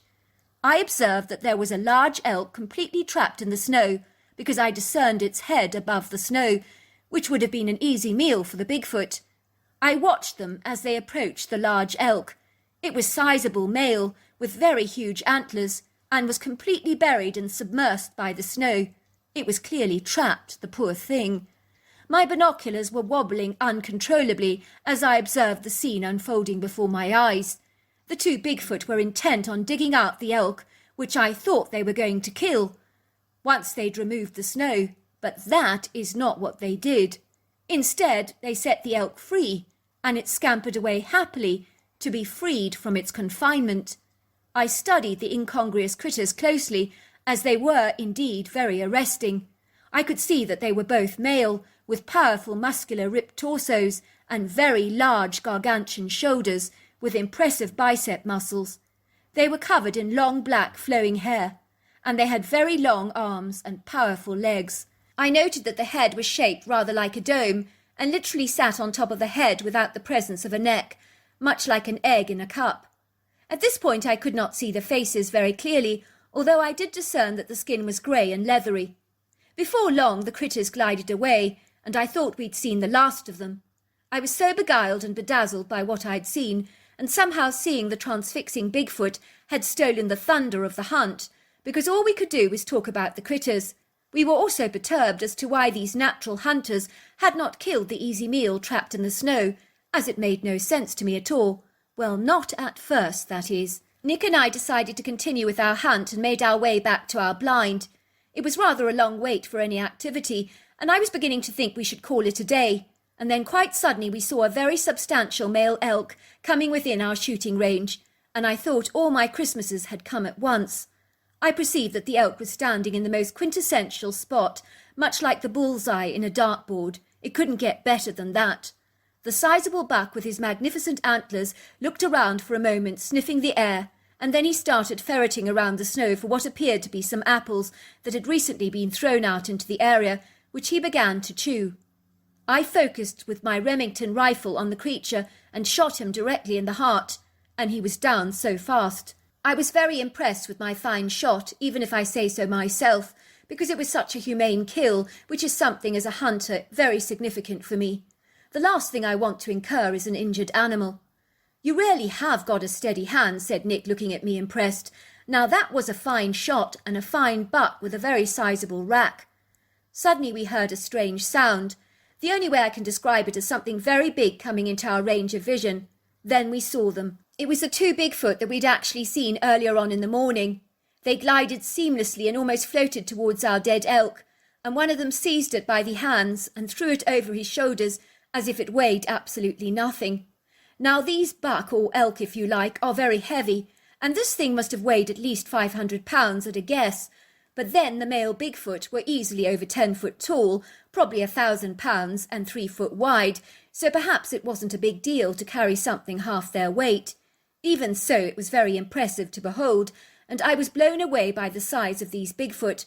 As close up, they were Herculean, and that's not a joke. One of the critters held my gaze for a moment, with dark, soulful brine eyes that looked directly at me. Then I noticed how human the face was, and discerned that the leathery skin was greyish in colour, with a distinct prominent brow ridge, flat nose, and very deep-set eyes. Both critters looked at us very briefly, and then they just glided away. It was as quick as that. "What just happened there?" said Nick, looking really very surprised.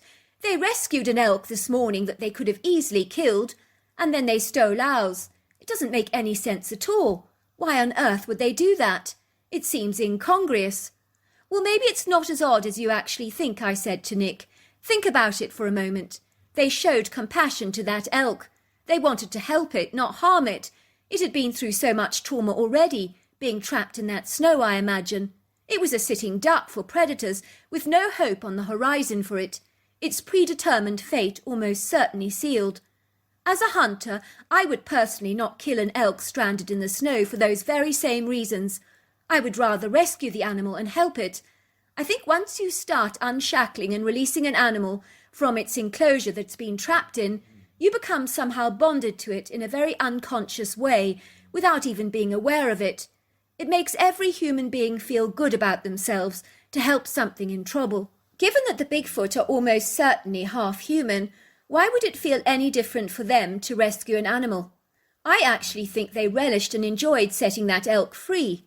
For me, it would be intrinsically wrong to shoot an elk in that kind of situation. It wouldn't feel right, and it would seem cruel and unkind, because the poor thing is traumatized already. I think every true, authentic hunter has a genuinely kind heart, and that's a real fact. We have compassion and appreciation for every living thing, which is why we hunt in the first place. We help manage deer populations. We enhance the natural habitat for indigenous animals. It's all very significant. I get where you're coming from, said Nick, and I wholeheartedly agree. But why did the Bigfoot steal our elk? Can you answer that conundrum? Possibly because they know or sensed we don't really need it, because we have other food sources available for us at home that they possibly know about, whilst they rely on the food of the natural world to feed them completely. In a strange way, I feel good to have shot the animal with such precision, but I'm not bothered it was taken off us, as it's a lot of meat for the freezer, let me tell you. You have a point, said Nick, but what you're saying is that they're very clever, intelligent creatures. Yes, they are, I said. I feel it in my gut. They thought we didn't need the buck for food, and they're right about that. I mean, I enjoy venison to a degree, but in truth I don't fancy living on it for the rest of the year. I like variety in my meat. But we could have given the meat away, protested Nick, to our friends. True, I said, but I'd rather the Bigfoot have it. They need it more than we do, especially in cold weather like this, facing those grievous winter conditions. I agree, said Nick. I considered this hunt of ours in Colorado to be the most memorable hunt of my life, and all these years later I know the critters we encountered were most certainly Bigfoot. So there you are. That's my story. Well, hello there. I hope you enjoyed the Omnibus edition. We've got many more coming our way for you to listen to. Sending you love wherever you are in the world, in North America, Canada, Kenya, wherever you may be. I send you lots and lots of love. Thank you for listening to my Omnibus, and I really do hope you enjoyed it, because that's the whole idea about it, is to give you some interesting stories to listen to. So until next time, goodbye and good night.